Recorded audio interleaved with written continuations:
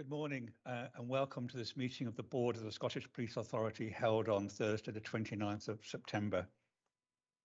Should this Teams meeting go down on my end, Jane Ryder, our Vice Chair, will step in and chair the meeting until I can return. Do we have any apologies for today's meeting from the Board? I'm not aware of any. Thank you very much. Are there any declarations of interest or connections that any board member would like to make? There are no declarations of interest or connections being made. Can I confirm that there are no other items of business that any member wants to raise? Sorry, Katrina Stewart, you wanted to come in? I think I should declare my connection to the third sector work in the field of autism and minorities, because we will be discussing equality, diversity and inclusion in this meeting. Thank you, Katrina. We'll note that. Did I move on too quickly on anybody else? Got any connections or interests? No. Okay. Any other business? No, we've got any other business apart from what's on our agenda. And can I confirm, in accordance with our section 20 of our standing orders, that you are content to take items 11 to 16 in private? Okay, thank you very much. The minute of the meeting held on the 25th of August, I'm now asking you to approve those minutes or make any suggested changes. Any changes? Okay, I'm going to ask you to approve those, please. Can you approve them? Thank you. We have one action proposed for closure on the action log. We should have undertaken that action. Can I ask you to approve the action log? Thank you. And there were no decisions taken via correspondence since the last authority meeting at the end of August.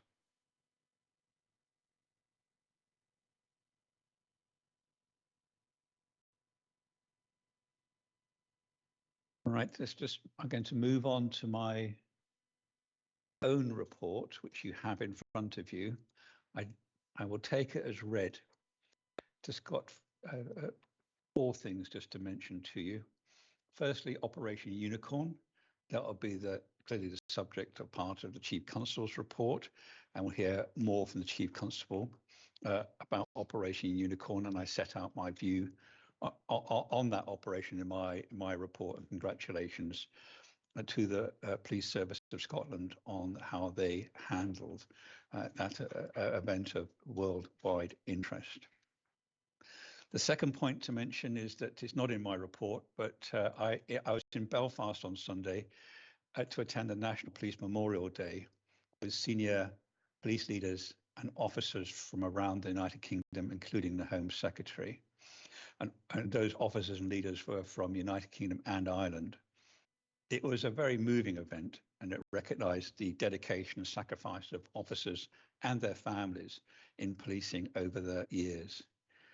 And those risks and dangers to police officers are real. And just last Friday, as you'll see in the Chief Constable's report, an officer in Glasgow was hospitalised due to serious neck and facial injuries, and an individual has been charged with attempted murder of that officer. Of course, like all of us working in policing, the chairs of the blue light services, there's zero tolerance for assault and injury to our officers and staff. I hope a full and speedy recovery to the officer in Glasgow, and to give the appreciation of the authority for the work of all police officers in these circumstances. The fourth thing to say is DCC Wilk Kerr, who's responsible for, among other things, but primarily for local policing, has been appointed to be the Chief Constable of Devon and Cornwall Police. I have written to Will and I've spoken to him, and I hope to see him in person before he leaves. He is an outstanding officer and is a key member of the 5-person police executive. And we wish him well in his new role of Chief Constable. And we do sincerely say to him, thank you for your service over 4 years. It has genuinely been outstanding. And I hope all of us have an opportunity to meet you in person before you go. The final thing to say before I open it to any questions is I'm asking you to approve some committee changes. And I want to thank Michelle Miller for her chairing of the Policing Performance Committee, it really has placed that committee in a far better place than it was left by its previous chair, who was myself. And thank you, Michelle. And I'm very pleased that Michelle's staying on the board. And I'm grateful for you, because I really value your input. Of course I do. I'm asking Alistair Hay to step down from Complaints Committee to take over chairing that committee. And thank you, Alistair, for agreeing to do, or recommending my recommendation to do that to you as a board. That Katharina Casper will take over chairing of the Complaints Committee. Thank you, Katharina, for that. And step down from Resources Committee. And I'm asking Tom Halpin to step on to Resources Committee for as long as for the life of that committee, but particularly I'm asking Tom to do that over this difficult and challenging period of the resource planning for next financial year and to the future. Tom will bring all his policing and civil society experience to that committee, and I've spoken to Grant about that addition to his committee. So I'm asking the board if you would approve those recommendations from me to the committee. Thank you for that. And just to reiterate that we rely very much on the hard work of our committee chair and members to do significant amount of detailed work between board meetings, and thank you all for those. Are there any comments on or questions on my chair's report?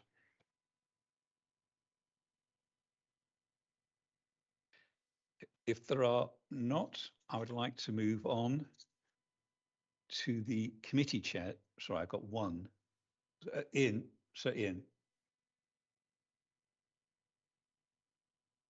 Chair, thank you. Just again, welcome, and I'm grateful for your remarks regarding Operation Unicorn, and also your reiteration of your support for officer safety and the deplorable attacks on that we see, I'm afraid, all too frequently, and certainly most recently at that incident in Maryhill, which I will come to. So again, grateful for your comments, but also very grateful and want to echo the words of recognition and thanks to Will Kerr for his enormous contribution to the development of the Police Service of Scotland over the last 4 years plus, where we've come through the pandemic, we've dealt with COP26, which Will in particular had a clear leadership role in. But more than that, I think we've re-established our very close relationships that is in the part of the heartbeat of policing in Scotland with local communities and the relationships we have with local government. And I know it's an area that the Police Authority had legitimate concerns around, and we're keen to see us make progress in. And I think we've made enormous progress in terms of our local relationships with local government, local service delivery, and having the benefits of the national, but allowing for a level of flexibility and local devolution. So we don't have a one-size-fits-all. We have that flexibility in the very diverse country that Scotland is, and Will's been core to that. So I want to publicly echo your comments and personally thank Will, pay tribute to him. He will be a loss to the Police Service of Scotland, but he's not going to be a loss to policing in the United Kingdom. His national international reputation will mean that he will continue to reach out. I look forward to working with Will across the United Kingdom. Today is also the final Police Authority meeting of 2 other members of the Force Executive, ACC Kenny MacDonald and Director Jude MacDonald. Helliker as was, but both Jude and Kenny, as we know, have also intimated they are leaving the Police Service of Scotland in their cases to retire from policing, and for both Kenny and Jude, I also want to recognise their enormous contribution. Kenny will participate later in the discussion around about Unicorn, and we know Kenny's long service in policing in Scotland, in Edinburgh, Glasgow and Lanarkshire as ACC across criminal justice, an outstanding officer of the highest integrity, and Jude's contribution to some significant changes in terms of our work on SPRM and the need to modernise the service and drive equality, diversity and inclusion, and make sure that we had a selection and a promotion process fit for purpose in many areas. Again, great strides made from where we were 4 or 5 years ago.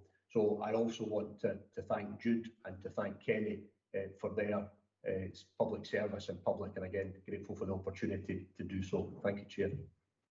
Thank you very much, Chief Constable, and all our best wishes to ACC MacDonald and Director MacDonald for the future, and to reflect those thanks from the Chief Constable for your professional service and advice to myself on many occasions over the years, and to the board and to its committee. I really appreciate it, and I hope you have a very successful and happy retirement. I'm sure that you'll be doing other work. I just know that, but maybe not in Police Scotland. And so thank you. Are there any questions to me about my report? Okay, if there are no questions, can I come on to the committee and oversight group reports? I'm going to take them in order. So I'm going to come firstly to Complaints and Conduct Committee and Chair Alistair Hay. Alistair. Yeah, thank you, Chair. The report stands as presented. I've got nothing really substantive to add to it. The only thing that I would like to emphasise is that the approach that's been taken is around continuous improvement. And as we go through all the routine business, looking at the quarterly reports in particular, what we try and take out of it is how does Police Scotland take these and learn as an organisation? And that's been a big focus of the work that has been undertaken. And just the very final comment I would make is there are often actions that arise from any committee meeting, and one of the things that we are increasingly cognisant of is the interdependencies across the organisation, the amount of work that's involved in delivering against these actions. So it's just making sure that we provide enough time so that they can be properly embedded into the organisation, reported back to us, and we can see that organisational learning. So that's my report, and if there's anything anybody would like to ask, more than happy to answer any questions. Thank you very much, Alistair, and thank you for your chairing of that committee over the last year and more. We have created a priority within the authority to improve our oversight of complaint handling, to ensure that we're responding properly to the recommendations and positively recommendations of the Angelini review, which you have led, and thank you for that. Yeah. Very much appreciated, and the work of that committee. Any questions to Alistair on that committee? If there are not, I don't see any hands. Come to People Committee, Fiona McQueen. Morning, Chair. Thanks very much. And I think following on from the theme that Alistair had raised on the interdependencies, there are a number of matters that we discussed. Clearly the report is there, but I wanted to talk about 4 things very briefly.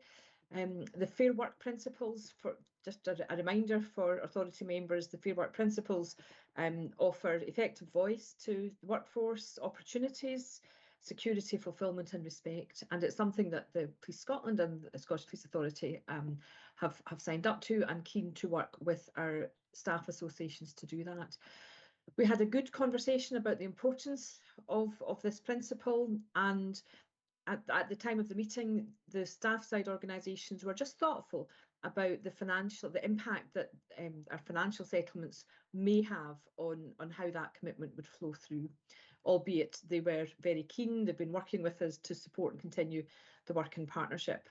So since that meeting, I'm pleased that Unite and Unison have confirmed that they're content to sign up, and the SPF and ASPS will continue to work with us in these principles, and are waiting until we have more of an assessment to get a sense of how we can do. So I was pleased to see that both the commitment to work with it, but also Unison Unite content to sign up. We had a report from HMICS on the Strategic Workforce Plan, which was incredibly helpful. I think gives us a steer and a framework and some timeframes to work within, again highlighting some of the complexities that we'll have with workforce, particularly within our current financial settlements, but also as the work of Police Scotland expands and varies, then the needs of the workforce also changes. So that's going to give us a good opportunity for that. And then just very briefly, because we'll be talking about them later on, health and safety report. We commended the team on the improved reporting and insights that was giving us, some good improvements within safety, but we're also keen to have a closer look at your safety matters, and we've agreed that we'll have a separate session on that. And then the equality and diversity strategy, which is here with us, and Deb Taylor will talk more about that, but we're very keen and happy to see that coming to us in that way, and we look forward to, as always, delivery and outcomes and measurements, but obviously we'll have a chance to talk about that later on, Chair. So that's all I had wanted to highlight. Thank you. Thank you very much, Fiona, and thank you and congratulations on being asked to represent the NHS in Scotland at the Queen's funeral, state funeral, and thank you for all the effort for that too. At some stage, we may be able to discuss that later, so I much appreciate it. Any questions for Fiona? Thank you very much. I now come to the Legal Committee and its convener, Jane Ryder. Jane. Thank you, Chair. This was the first, as it were, routine meeting of the committee since the change in committee membership. So previously we've been looking at individual cases, so that was a very useful meeting and enabled us, I think you will see from the minute, to sort of identify our priorities for the coming year, which I would say we're in the field of what are the information and assurance requirements and how might these best be met. Very much in the spirit of what Alistair Hay was talking about for complaints and conduct, in the spirit of lessons learned and continuous improvement, and certainly very considerable interdependence, particularly with complaints and conduct and people. That's all I want to say. And I think also, as you see from the minute, the committee thought that it was time for a reflection on some of the visibility and transparency, and whether each and every item needed to be taken in private, and or what reporting we could do subsequently. Thank you very much, Jane. I look forward to that issue about transparency. I think we all have to take that into account every time we meet and question those issues. So thank you for leading on that. Any questions to Jane Ryder? I see no hands up. Can I come to Forensic Services Toxicology Oversight Group? Paul Eadie convenes that. Paul. Thank you, Chair. Good morning, everyone. Just the issues I'll pick out from what was a very busy agenda. The first is very positive progress in the backlog for drug driving. We have an aspiration to try and drive down the turnaround time for these to 3 months, and officers are hopeful they'll manage that by the end of the year. The second issue, just to flag up, was the issue of spiking, which we looked at. There's a current mixture of in-house and outsourced analysis for that, and we're keeping a watching brief on that, particularly with University Freshers Weeks going on, which are always cited as a particular opportunity or area where additional spiking takes place, so keeping an eye on that. And the third area was Project Weaver. The morbid toxicology transfer from Glasgow University seems to be on track, and we're hopeful we'll get that across the line on time in the 1st of December. Thank you, Paul. Any questions or comments from members? Thank you for that. Next is Audit, Risk and Assurance Committee. Mary Pitt-Casey chairs that committee. Thank you very much, Chair. Yes, our meeting was scheduled to take place during the period of national mourning. So we looked at the agenda and considered that there were only 2 items of business that were time critical, and the rest of our business will be held over to a different date, a meeting to be held at a different date. So the 2 items that we had to consider were the Audit Scotland 2021-22 Annual Audit Report and the draft Annual Audit Report and accounts for the year to 31st March 2022. We had very positive feedback from Audit Scotland in relation to their annual audit report.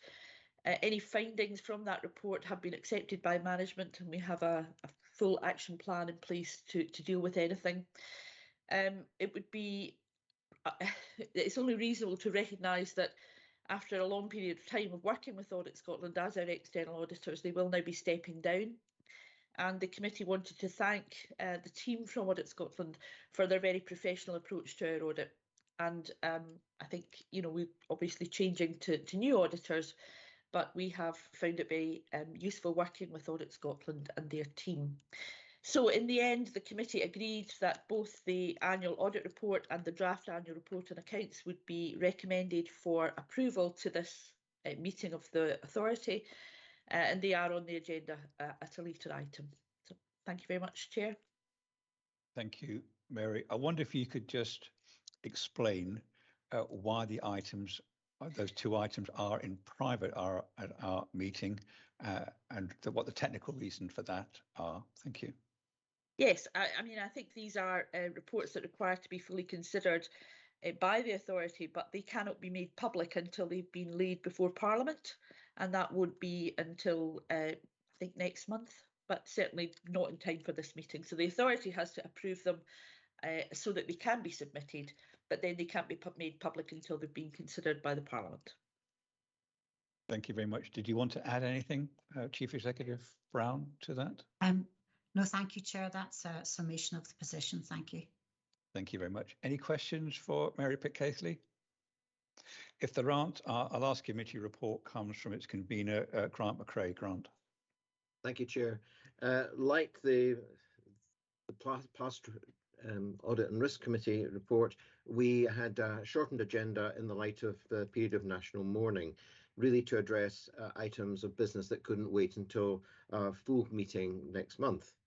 The report shows that we looked at the contract awards for the provision of travel and accommodation, which is really a sort of travel agent type appointment to arrange the best and most economical form of travel and accommodation as required over the next 5 years.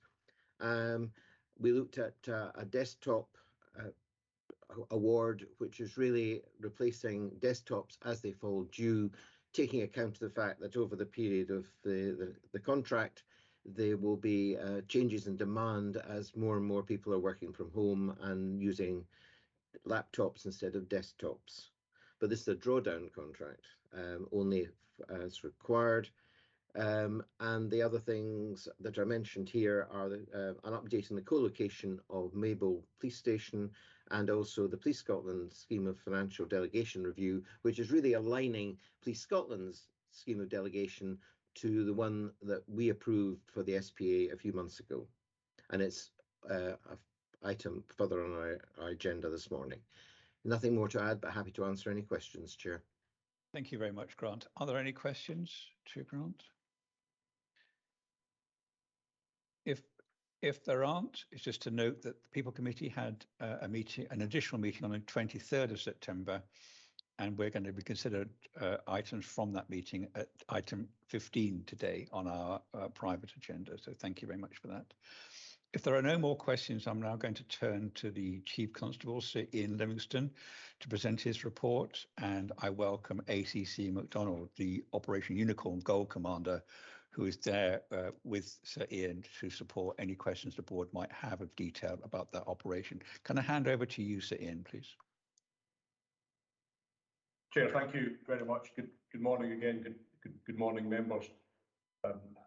As you anticipate, I think my comments today will focus upon, and I will start with Operation Unicorn, which is a Scottish element relating to the death of Her Majesty the Queen.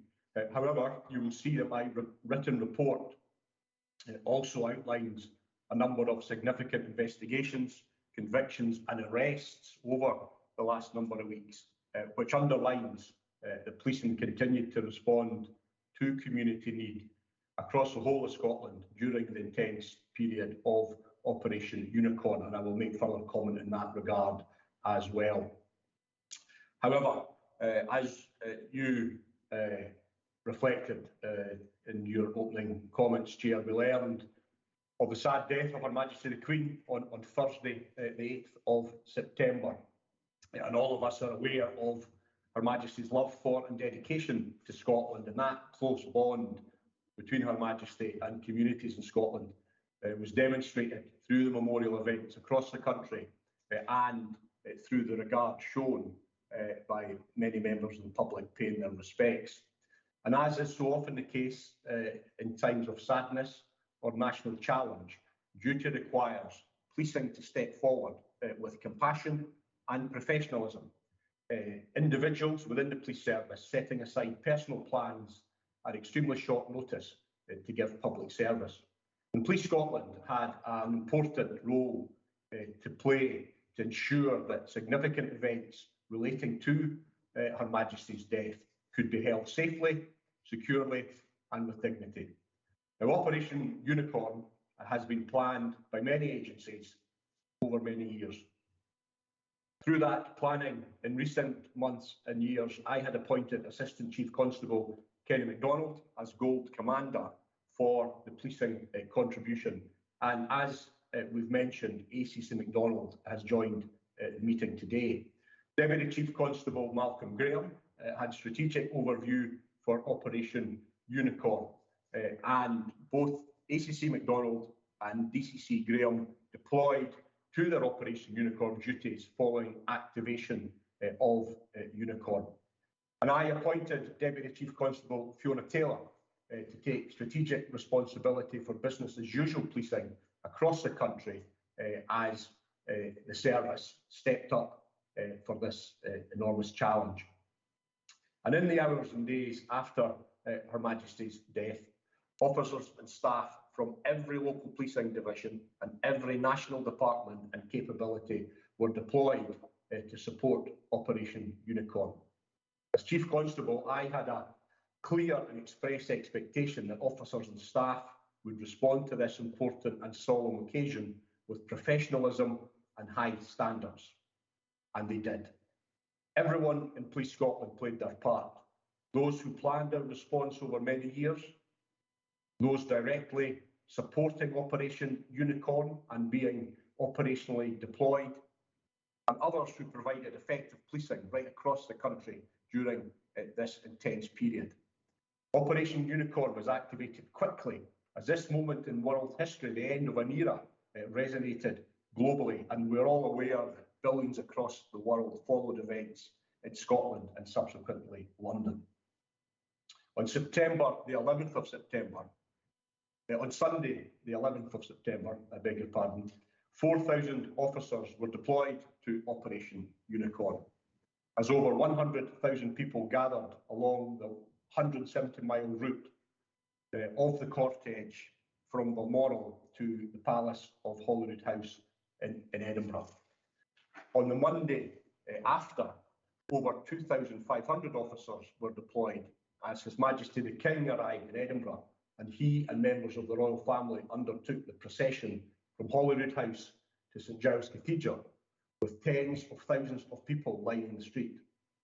Around 35,000 mourners thereafter queued over 24 hours to pay their respects as the Queen lay at rest in St Giles.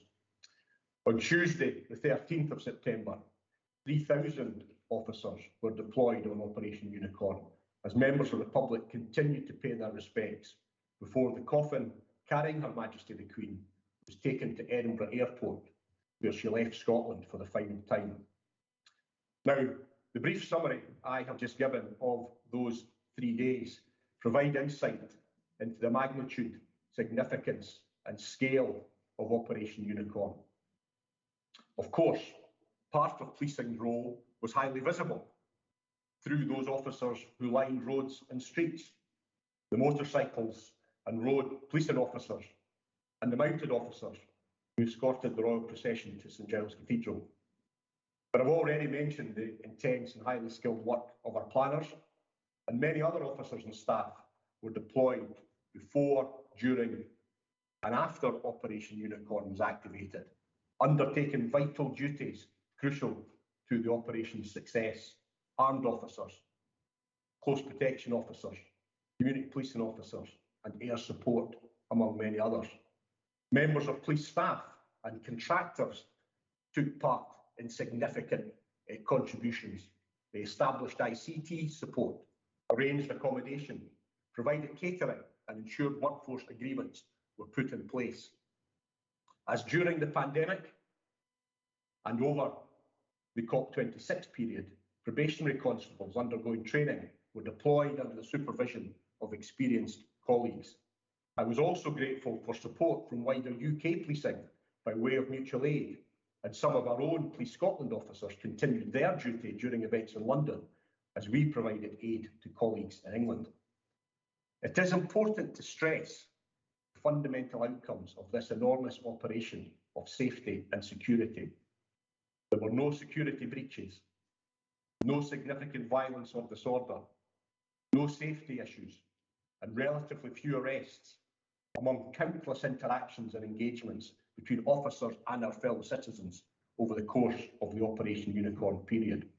The many solemn, historic, constitutional events took place safely and with dignity. Across the entire operation, across the whole of Scotland, we recorded just 13 arrests for offences such as low-level disorder, violence, abusive and threatening behaviour, and the illegal use of drones. One of those arrests has already resulted in a conviction in court. With the eyes of the world upon Scotland, it was clear people would wish to take the opportunity to make their voices heard, whether in relation to their views on monarchy, war in Ukraine, the cost of living crisis, or many other causes. We planned for this and facilitated a number of demonstrations during the Unicorn period, not all of which attracted mainstream or social media attention. Police Scotland's total commitment to freedom of expression is demonstrated by our strong track record during COP26, throughout the pandemic, and over many years of facilitating peaceful demonstration. We have rightly gained international recognition and interest as a police service, which places personal liberty and human rights at the heart of all we do, day in, day out, in operational reality, not simply academic theory. On a very small number of occasions during Operation Unicorn, operational officers on the ground made, at the time, dynamic assessments that the behaviour of individuals required police intervention as it appeared to breach the threshold of criminality. It is now for the Crown Office and Procurator Fiscal Service to independently review the circumstances, sufficiency of evidence, and whether the matter is in the public interest to prosecute. As I have mentioned, one arrest has already concluded with a conviction for breach of the peace, and due process must be respected in regard to other matters. Of course, where concerns are raised about policing, we will assess them. We will seek contact with relevant individuals and we will respond. I categorically undertake, as I have done consistently since holding the office of Chief Constable, that if we have got something wrong in relation to a specific set of circumstances, or we could have done something better, we will acknowledge that and we will take necessary and proportionate action to put it right. I have underlined on numerous occasions, including at various meetings of this board, that policing is often placed in an invidious position by those calling for a certain response, depending on which group is making their voice heard. As I made clear, and I repeat again today, campaigning, demonstration, protest is a legitimate, necessary, vital part of civic life, irrespective of the position being advanced. However, let us be equally clear, abusive or threatening behaviour is not legitimate protest, and the conviction that we've seen was for such abuse. I have also previously urged everyone to exercise caution when seeking to draw conclusions from partial coverage of events. As was the case during the pandemic, throughout the COP26 period and in everything we do, our response will always be driven by proportionality, by accordance with the rule of law and public safety, exercised through the professional judgment of operational officers and experienced commanders, guided by the overarching value of upholding human rights and personal freedoms. As with any operation of this size, scale and scope, Police Scotland will undertake a full and thorough debrief in relation to Operation Unicorn to capture the good practice which was evident and to learn any lessons from the magnitude of resources deployed through to specific cases and specific instances. Our experience across the Operation Unicorn period was that communities supported their police service during a large number of events and public gatherings across the country. I thank and pay tribute to our officers and staff and their families who support them for successfully delivering a safe and secure operation following the death of Her Majesty the Queen. On behalf of policing, I had the great honour to meet His Majesty the King when he travelled to Scotland during these events. I express the condolences of policing in Scotland to His Majesty and the royal family, and I know the regard with which the effectiveness and high standards of police officers and staff was received. First Minister Nicola Sturgeon has also written to me asking that I pass on her thanks and gratitude and those of the Scottish Government to officers and staff. Everyone played their part, and many will continue Operation Unicorn related work in the weeks ahead, such as the important matters of debrief and ensuring cost recovery from the United Kingdom Government. The rapid activation and delivery of an enormous and complex operation was greatly enabled by our structure as a single police service, and along with our response to COVID and COP26, continues to underline the significant benefits that the Police Service of Scotland brings, our ability to quickly deploy with a shared mission, shared values and key capability. Reform of policing in Scotland now delivers better, more effective service and capability at greater value to the public. Operation Unicorn, policing of the pandemic, and the safety and security operation around COP26 could not, would not have been delivered as successfully under legacy arrangements. That progress demonstrated by operational delivery should be a source of confidence in policing in Scotland. And of course, a key aspect of delivering large policing operations is to continue to provide effective service for all our communities 24 hours a day, including throughout intense periods such as Unicorn. So I will return to my written report and touch upon a number of other areas of vital police work that took place over the last period. I will begin, if I may, with a significant update in relation to the murder of Peter Caution. Mr. Caution, a 75-year-old man, was reported missing from the Seafield area of Edinburgh on Friday, 12th August, having last been seen in the area the previous day. An immediate policing response was initiated, led by Police Scotland's major investigation team and local policing officers. Two men were arrested and charged 2 days later and subsequently remanded in custody at Edinburgh Sheriff Court.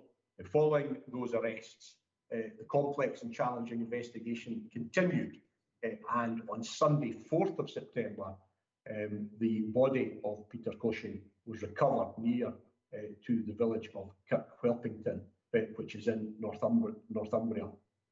On Saturday, 17th September, the body of 47-year-old Jill Barclay was found in Storywood Road, Dice.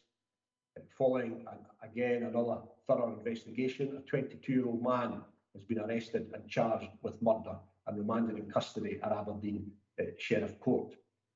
Such tragedies are devastating for families and shocking for communities. And of course, each investigation has its own character and presents its own challenges and requirements. As I have consistently emphasised, operational competence is a prerequisite for public confidence. And this is demonstrated in relation to Police Scotland's record on investigating and responding to murders. Murders are iconic crimes, and the Single National Service has driven consistently high standards of homicide investigation underpinned by empathy, compassion and justice. Members will also note in my report details of significant convictions in relation to violent and sexual offending. I pay tribute to the women who come forward to the police to enable such important outcomes. Over the years, Police Scotland has worked hard with key partners to deliver a better response to gender-based violence, and we are resolute in our commitment to build on that progress. We are determined to do more to ensure women and girls have confidence to come forward, the knowledge they will be treated with dignity, treated with respect by professional officers who will work to get the best outcomes for victims. That's why we continue to listen to survivors and witnesses of violence against women and girls. I'm very grateful to the Scottish Police Authority and the Convention of Scottish Local Authorities for hosting a recent seminar on tackling violence against women and girls in Edinburgh at the end of August, which is mentioned in your own written report, Chair, and Deputy Chief Constable Malcolm Graham led Police Scotland's contribution on that day. Chair, you know, and I think even in the course of my remarks this morning, that I underline that it's the people within policing in Scotland that are key to the success of the service. And in that regard, I would like to highlight one particular individual due to a very prestigious industry award that has been presented to our Chief Financial Officer, James Gray. James was named at the end of last week as Public Finance Professional of the Year by the Chartered Institute of Finance and Accountancy, CIPFA, last week, as I said. This is very well deserved recognition for James, who has truly been at the heart of transforming our financial rigour, discipline and credibility over recent years.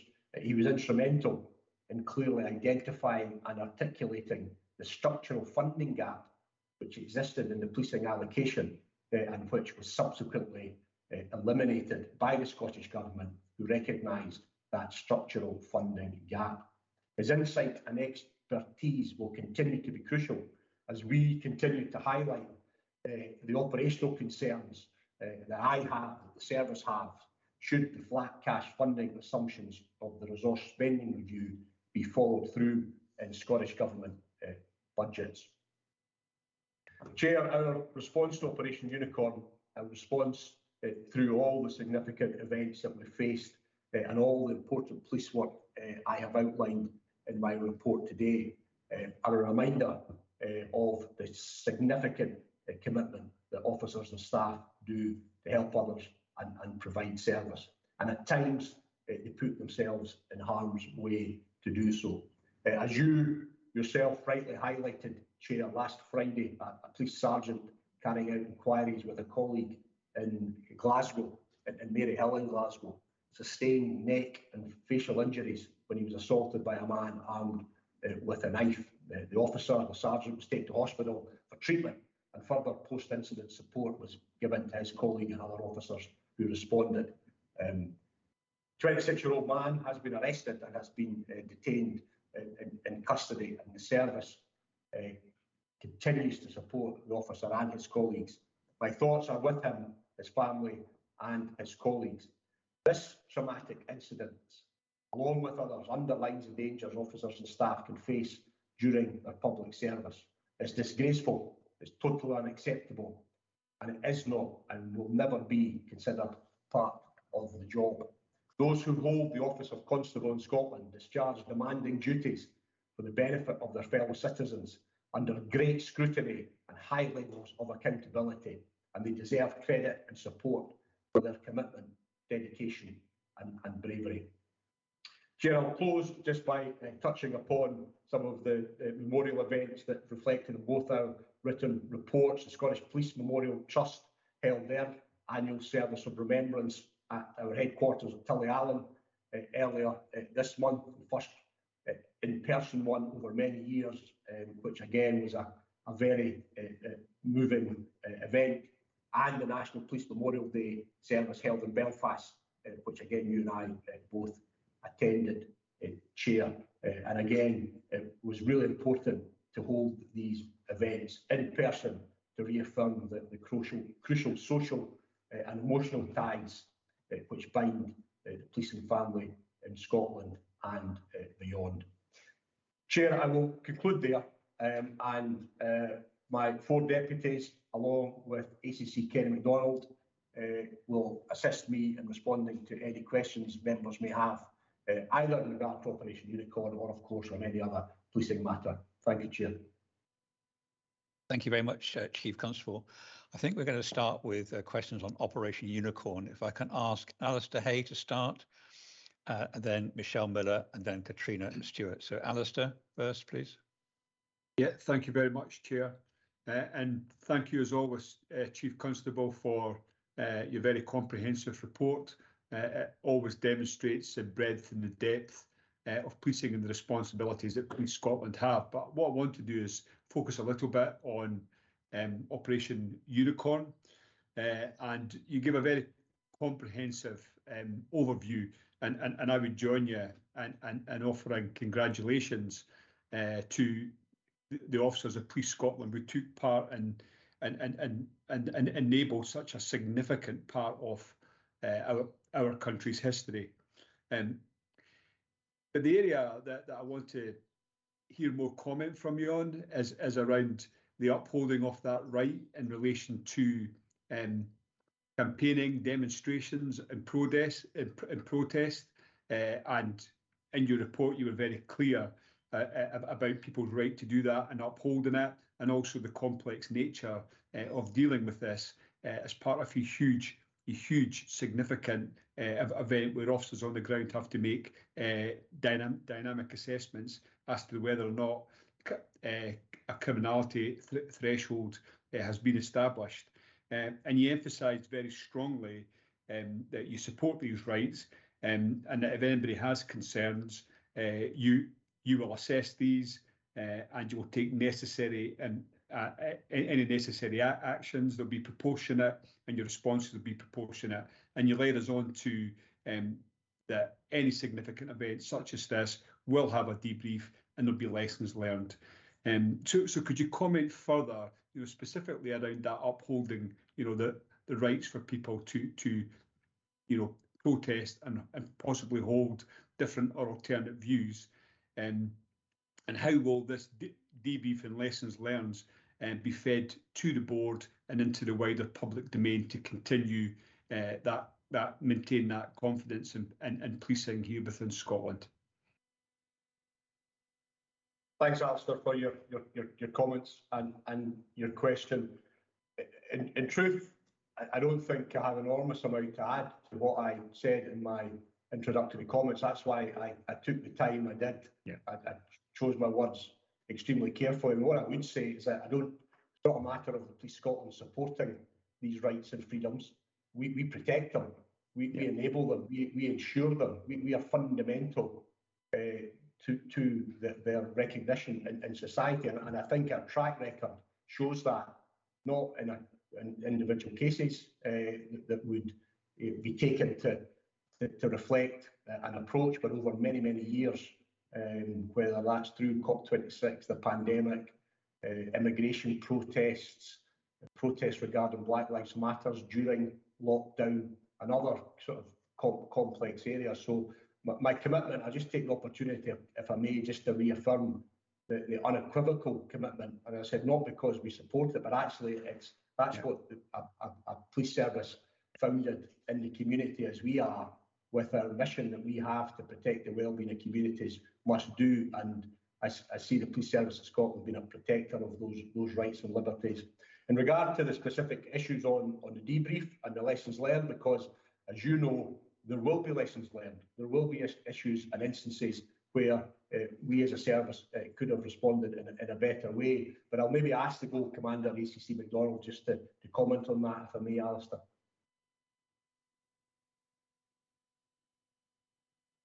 Thank you, Chief Constable. Just to add to what you said, the policing of protest was always part of the strategic intentions of the operation.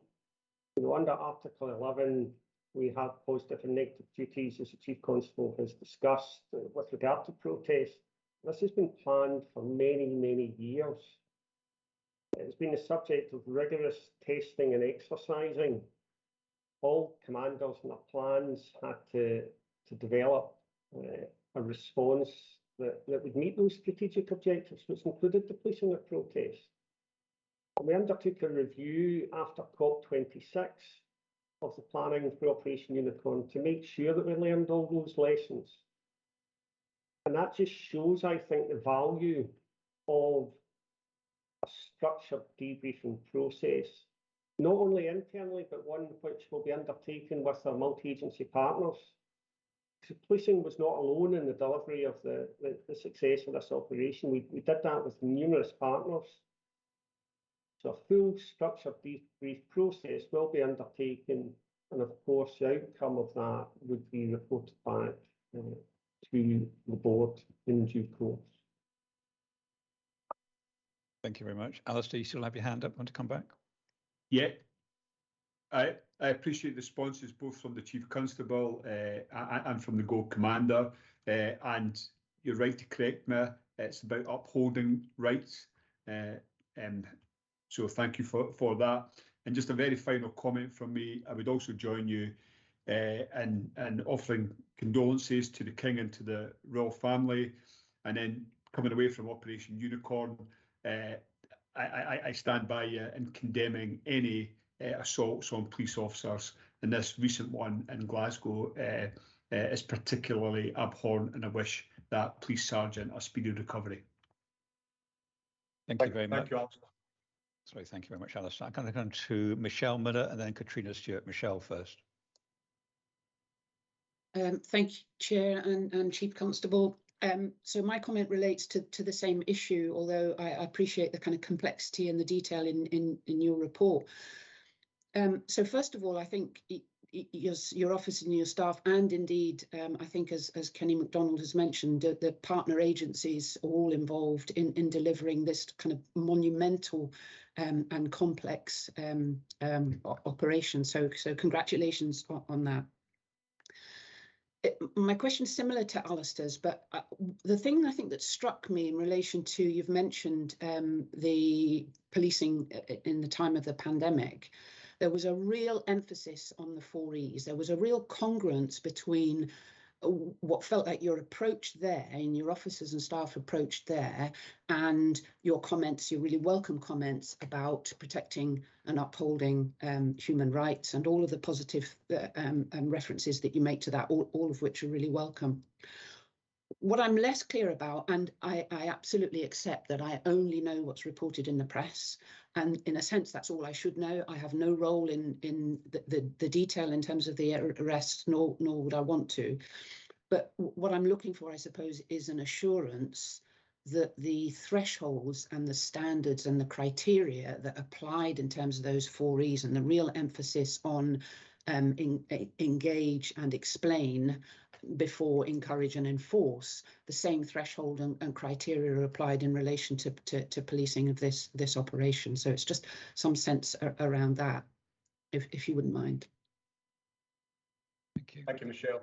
Yeah, maybe ask DCC Graham to say a little bit more. I mean, the reason I was underlying the scope and the scale and the fact that there were 13 arrests in total across the whole of Scotland, from large-scale events, people on the edge of motorways, people over bridges, safety and security, was to the number of interactions were enormous, and the policing approach always has discretion as part of it, with enforcement as at the final continuum, and actually just transposing a public health pandemic where the public health priorities into an area where there's some significant issues around about security, threat, risk, vulnerability.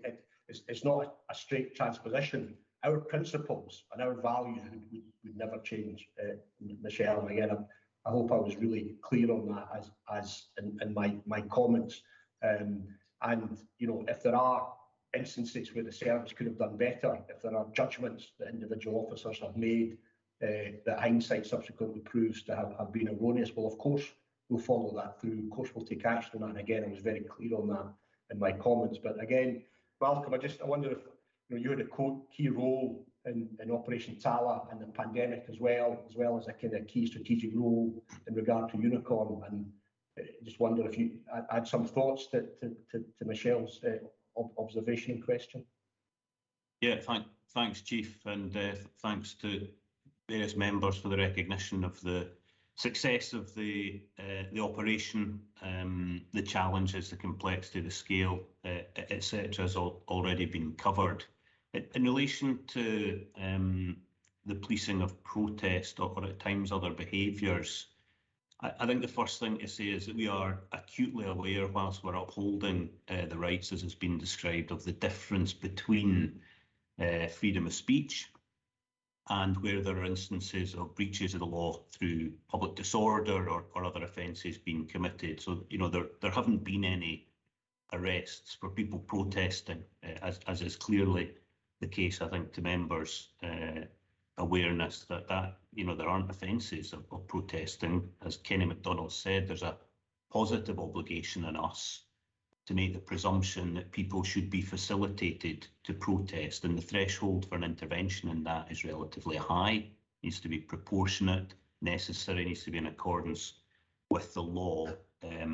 But as the Chief Constable's already said, you know, we will examine each and every instance that's drawn to our attention or that we see in terms of the debriefing process, which I will lead.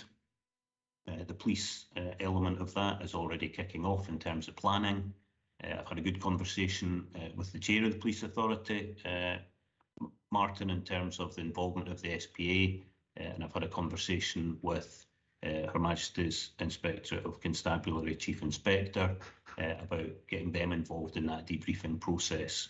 So I think our capacity for organisational learning, the desire, the sort of culture of openness, transparency, and that strive for continuing improvement has never been higher in policing in Scotland, and certainly in Police Scotland. And I think we recognise very strongly the link between accountability and scrutiny through conversations like this, but through more detailed processes, and how that complements the independence operationally and the responsibility that policing has to make those decisions is entirely in accordance with our desire to improve public confidence in our legitimacy as an organisation. And I think, as has already been hinted at, we've shown that through a number of past events, independent reference groups that have been set up through COVID, through COP, and the transparency of those groups reporting, as well as, you know, we're coming on to speak about equality, diversity and inclusion, where there's an independent reference group. So it's all entirely consistent with that approach and the values of the organisation. Specifically to the 4Es, you know, we set that up at the time of COVID, as the Chief said, slightly different set of circumstances, but I'll draw some comparisons. That was based very firmly on the evidence of a procedural justice approach that's been widely researched throughout the course of the world, round about law enforcement and policing. And we framed that because we understood that we were bringing in a new set of laws which were at times complex, fast-moving and wide-ranging.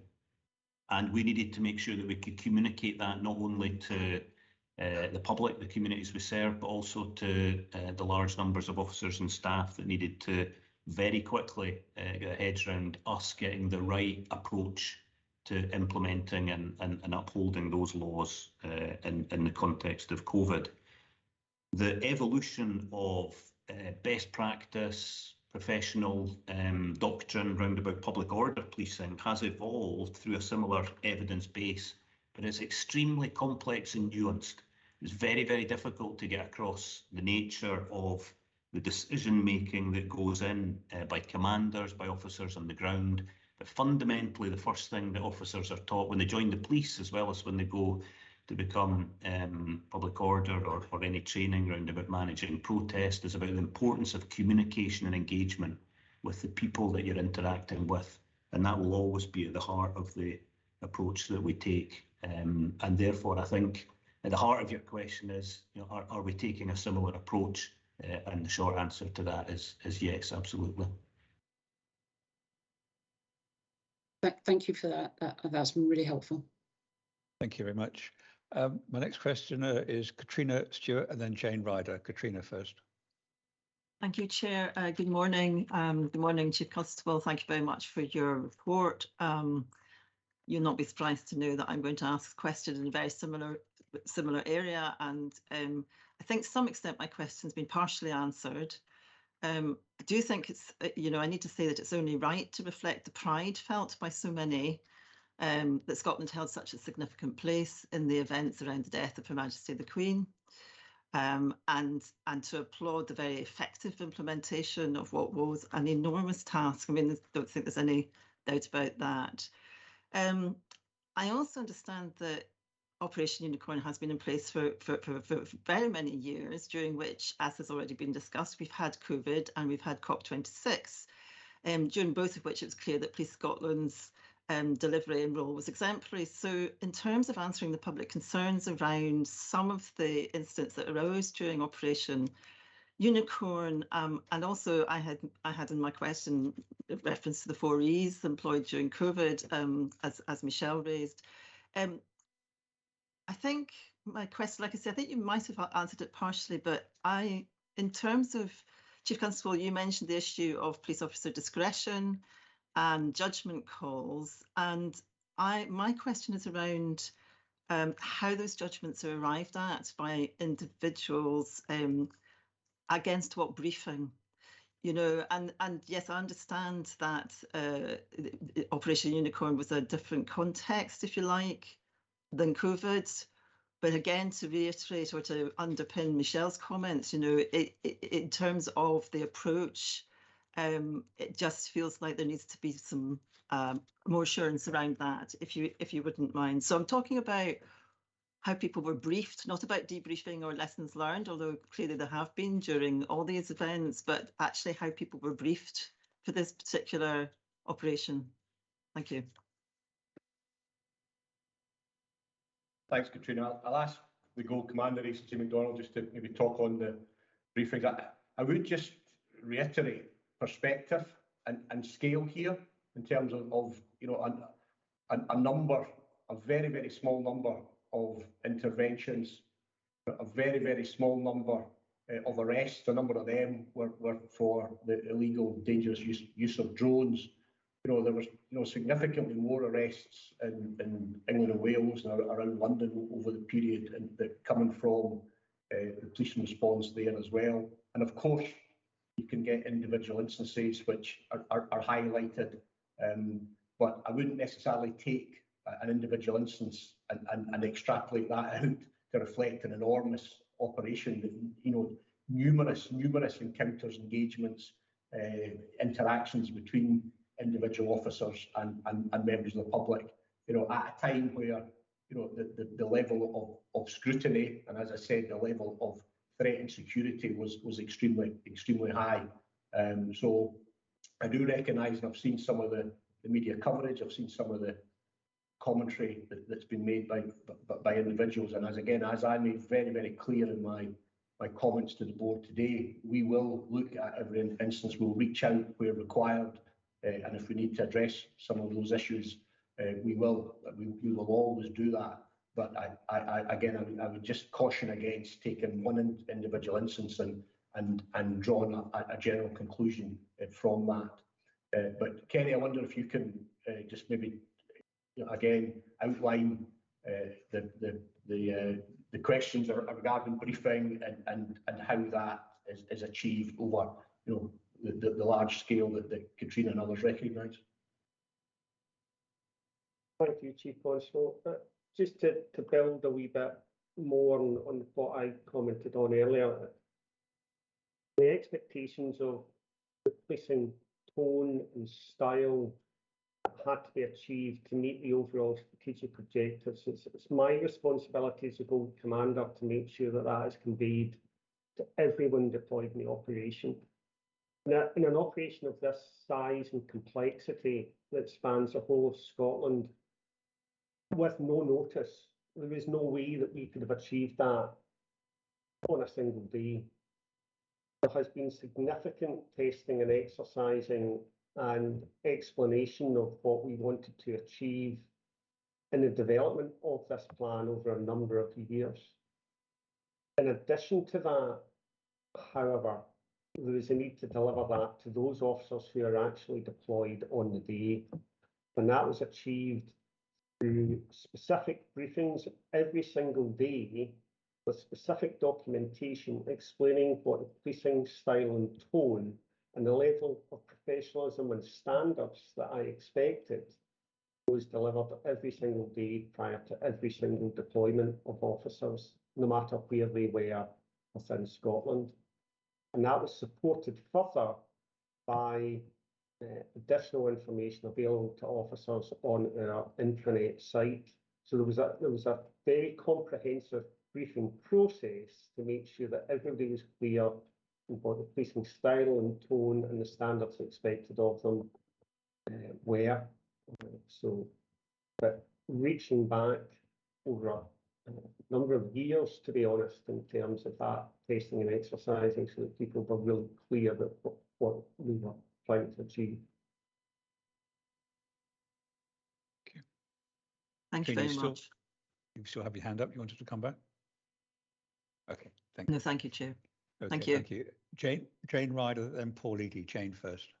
Okay, thank you very much, Chief and ACC MacDonald. I mean, I absolutely commend the scale and the extraordinary professionalism that has gone into this. I think those figures are startling, both in relation to the 4,000, 2,500, 3,000 and proportionately 13 arrests.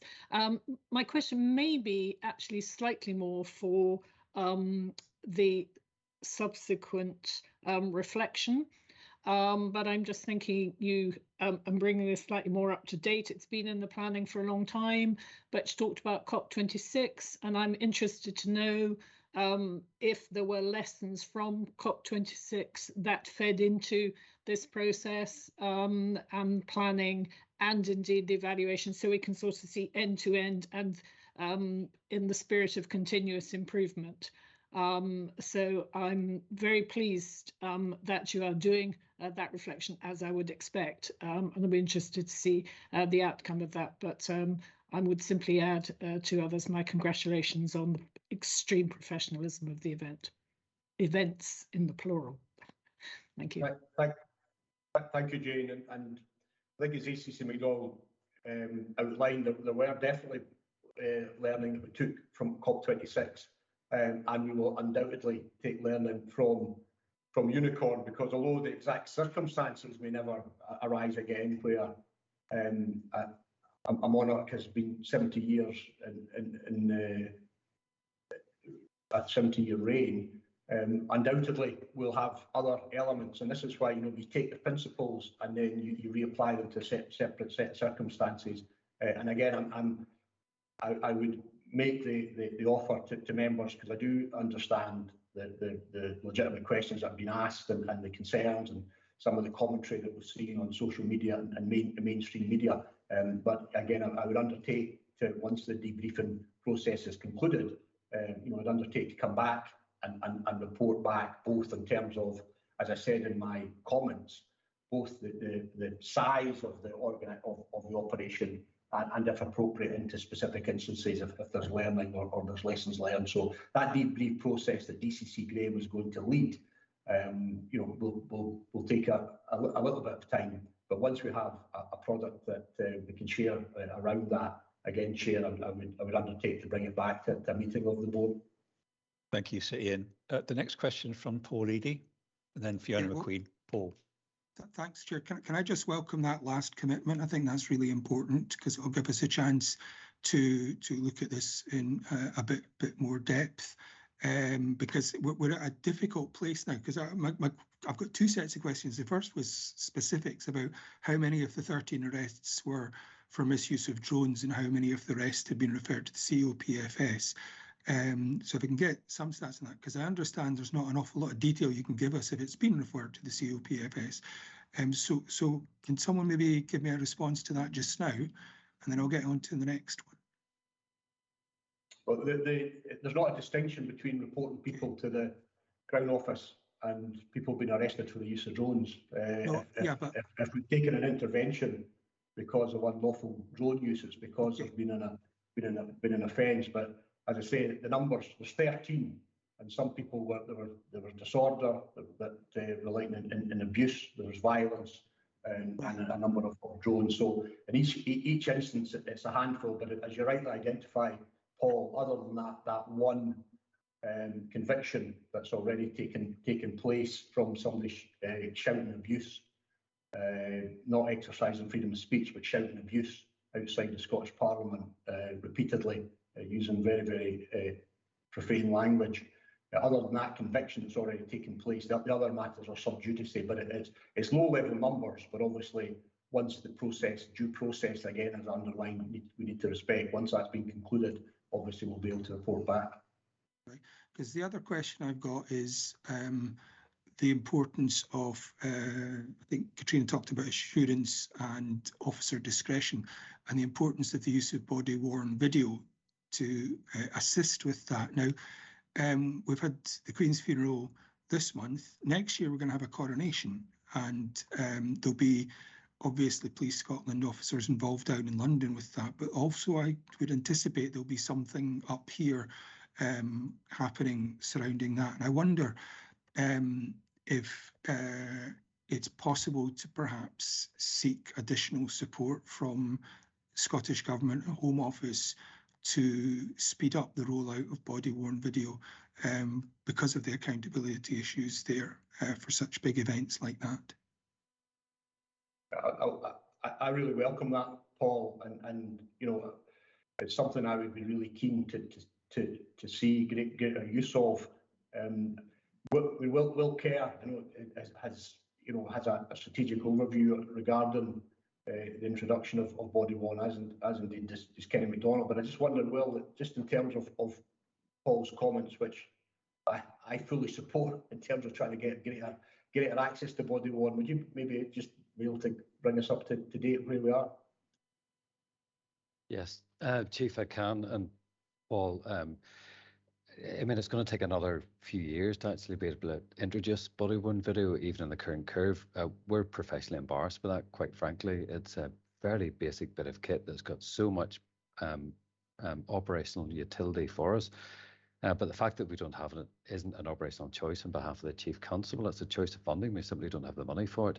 And even going through the initial business case, the full business case, and being able to roll it out, you're still talking a couple of years' time before we can actually get it. And, you know, even the smallest English police service is now moving on to, you know, second, third generation body-worn video. And apart from armed police officers, it was right that they were prioritised. And Kenny has been heavily involved in leading this work as well. It's going to be another couple of years before police officers in Scotland have the most basic bit of kit that is good for evidential integrity and probity, and for expedient and speedy justice. It's good for complaint monitoring. It's good to moderate the behaviour and reduce of people that officers are engaged and interacted with, and to reduce the number of officer complaints. It has a multitude of very obvious benefits, but I suppose it's one of those questions that, Paul, I would also ask for your support. Obviously, the board have a significant locus in here as well, and making sure that we have the facilities and the funding that we need. We don't for body-worn video, so would appreciate any support you can give us in that space. Thank you, Chair. Thank you.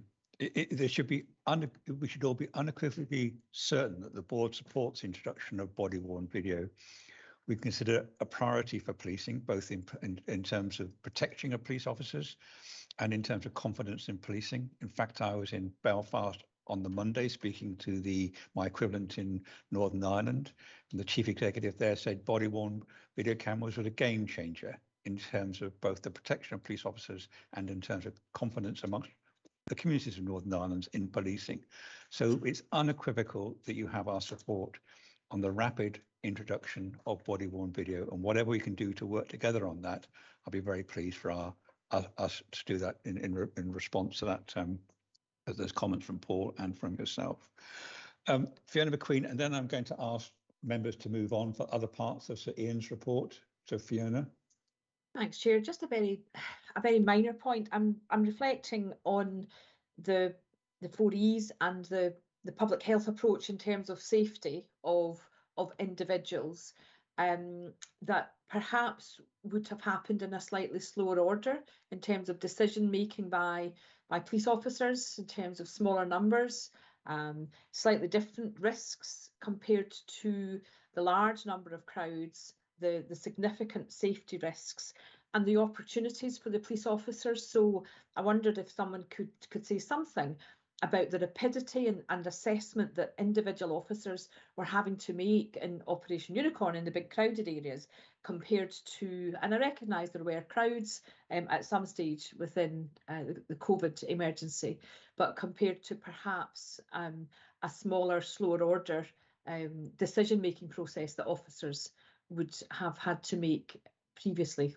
perhaps, and I don't want to put words in your mouth, slightly easier for the engage and the explain to take place in the former situation rather than Operation Unicorn.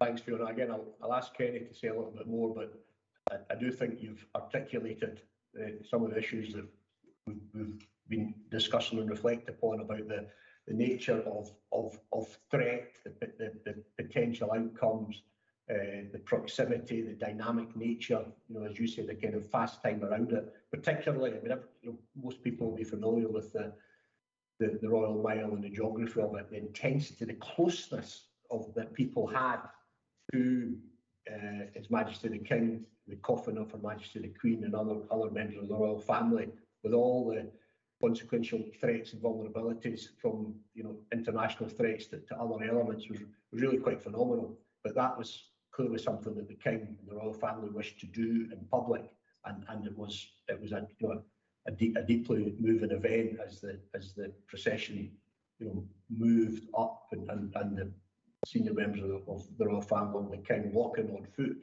But the proximity, how the geography of the Royal Mile worked with the buildings, the height, the overview, the windows, the security elements, multitude of elements. So I do think you've summarised yourself, Fiona, I think, some of the distinctions and some of the challenges. But again, Kenny, it would be worthwhile maybe just you reflecting upon, because all these numerous officers were under your operational command, and again, I do think it was a number of instances we will look at, but really quite a phenomenal achievement for us to pass off as safely and securely as it did.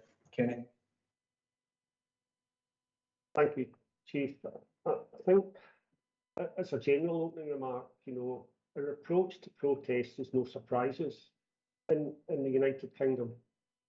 And if people want to protest, as we've talked about, we would facilitate and protect that right. However, if that comes at you at no notice, then you're reliant upon your experience, you're reliant upon the structures that you have in place for command and control and deployment.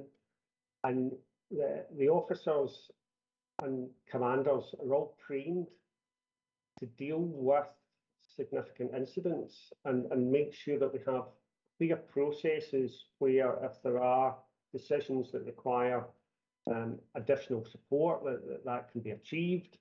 But they do, very often, it's just the nature of policing, have to respond in a dynamic way, have to make those dynamic assessments. But that's where the training and the professionalism comes to the fore. But quite often can be very challenging. But my personal view is that the officers were absolutely first class in discharging those responsibilities. Thank you. Thank you, and thank you for answering all those questions from the board about this issue. The reason that I think it's important to spend some time on this is that there's two: perceptions have real consequences, and that the assertion of our civil liberties is critical to our discussions as an authority, and your responses as our first line of protection of our civil liberties is important to articulate, and that you've done that very clearly. I think it's also important to say the levels of judgment on behaviour which your officers are making, and Kenny responded to there, difficult and complex, are only one line of assurance that we receive to protect our civil liberties. The second line after that, the threshold to arrest, is then the threshold to prosecute, which is not your decision. That's a second line of assurance to protect our civil liberties. And the third line is the threshold to convict. So it is important to put this in context. It's just the first issue is the one we've been exploring today, is within these 13 cases, Sir Ian, there was a threshold of judgment in complex circumstances to arrest, and the subsequent thresholds will have to be met before there's a conviction. And I do welcome and thank you for that. And Paul Eady said the commitment to come back after the debrief to involve our professional independent advisors, which is HMICS. They are an important part of our own assurance. So before we move finished, I just want to give you my personal thanks, Ian. And you've thanked many people in there, a recognition for your leadership over this period of Operation Unicorn. And you had a dual role, both to be responsible for the huge operation and the threats there, and also to represent the police of Scotland in the formal events at the state funeral and the accession of the King. Those are multiple pressures on you personally, which of course you've undertaken with great dignity and professionalism. So thank you for that. I know the responsibility is enormous for both, and I don't need you to respond to this. I just want the recognition given to you personally from the board about this enormous responsibility. And to say it's the third time that police have stepped up to, as we've been saying, to a quite extraordinary set of events, COVID, COP26 and here. And for all the board is holding you to account and your officers to account for these issues. As you rightly said, that is part of the oversight and the assurance the public have, and I welcome that. Now, we still have on my timeline 10 minutes for any other aspects of the Chief Constable's report any board members would like to question or comment on. Otherwise, I'll move on. Are there any other questions? Mary Pitt-Casely. Thank you very much, Chair. Chief Constable, I was fortunate enough to be able to attend the COSLA SPA event on the important issue of violence against women and girls. It was a very useful event, I think. A huge amount of positive willingness to collaborate and to work through some wicked issues, I suppose. And I wanted to commend whoever pulled together the guest list for the event, because it really was a very impressive range of organisations. But perhaps I could ask either you or DCC Graham to tell us what next, what now, what do we do to move this strategy forward? Thanks, Mary. I will ask Malcolm to come in. I would just, if I may, just following on from your comments, and actually some of the comments I made earlier in regard to DCC Will Care's contribution, there's truly been a reset in policing's relationships with partners in local authority and third sector.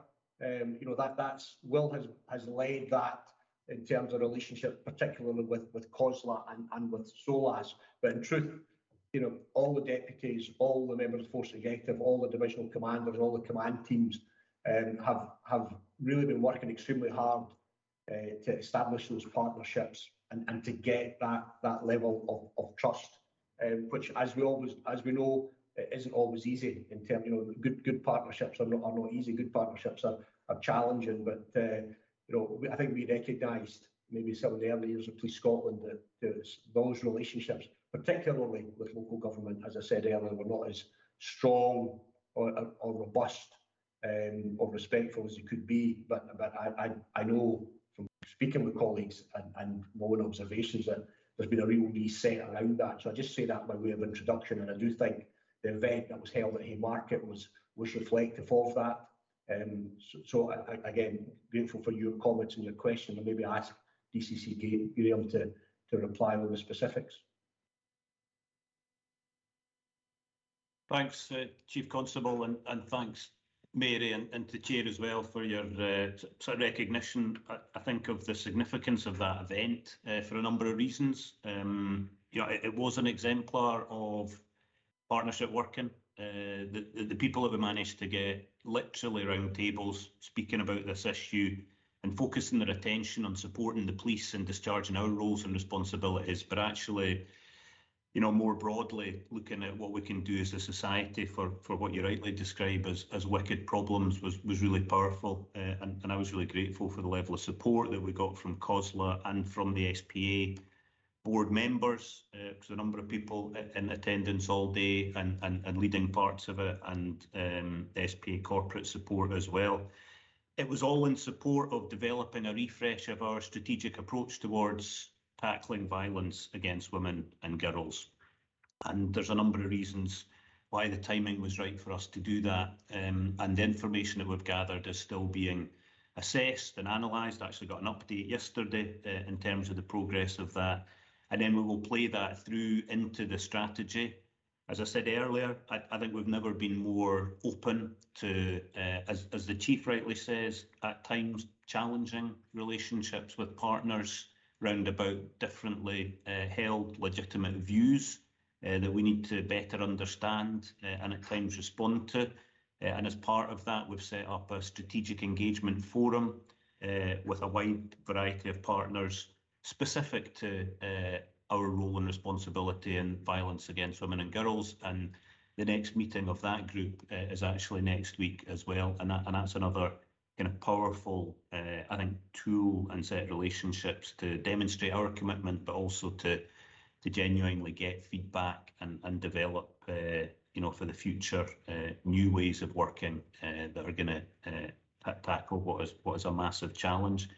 The work that we're doing in terms of service delivery is complemented by the work that we're doing internally and about tackling misogyny and improving sex equality issues in the workforce. And I think a number of us, including the Chief, have made a very strong link between our ability as an organisation to demonstrate that we're a safe and equitable place for everybody to work, particularly including women, and the confidence that communities need to have in coming forward at a time of great crisis in their lives, when we are the people that can assist with these horrific crimes, whether it's domestic abuse, rape, sexual assault, child abuse, etc., which, as members will know, have been on the rise in terms of reporting over a number of years now. And then finally, you know, I've had some early conversations about how we will play that back through the police authority structures. And I think it's really important as we move towards a sort of final version of the new strategic approach. It's always going to be in some degree of improvement and change, but we want to publish something that we can then hold ourselves to account for round about delivery. We're developing some performance metrics round about that. Yeah, I would like to bring that back through the police authority and get further comment and endorsement of that strategic approach before you know, we take it out for implementation. And that's all going to have a commitment in terms of resource and potentially investment, and it aligns with our public protection development programme, which members have heard a little bit about. And I'd also like to give a higher profile to through the police authority. So loads of really good work in the partnership space going on around about violence against women and girls. I would really welcome that continued support, engagement and input from the police authority, and we can perhaps take off table in a little bit more detail the discussions about how we best do that. But thank you for your support. Thank you very much for that very full answer. I think you can take it as read that the authority is fully behind the work that's being done on this. I think we're sometimes forget how fortunate we are in Scotland to be able to get everybody, like, you know, everybody involved in an issue like this round a table in a room. And we don't always take advantage of it. So I thought there was a particularly good example of being able to do that. So thank you very much and good luck with the work that you've outlined. Thank you, Mary. And thank you for Board Member Fiona McQueen for co-chairing that event. Excellent. Thank you very much, Fiona. Are there any other questions for the Chief Constable?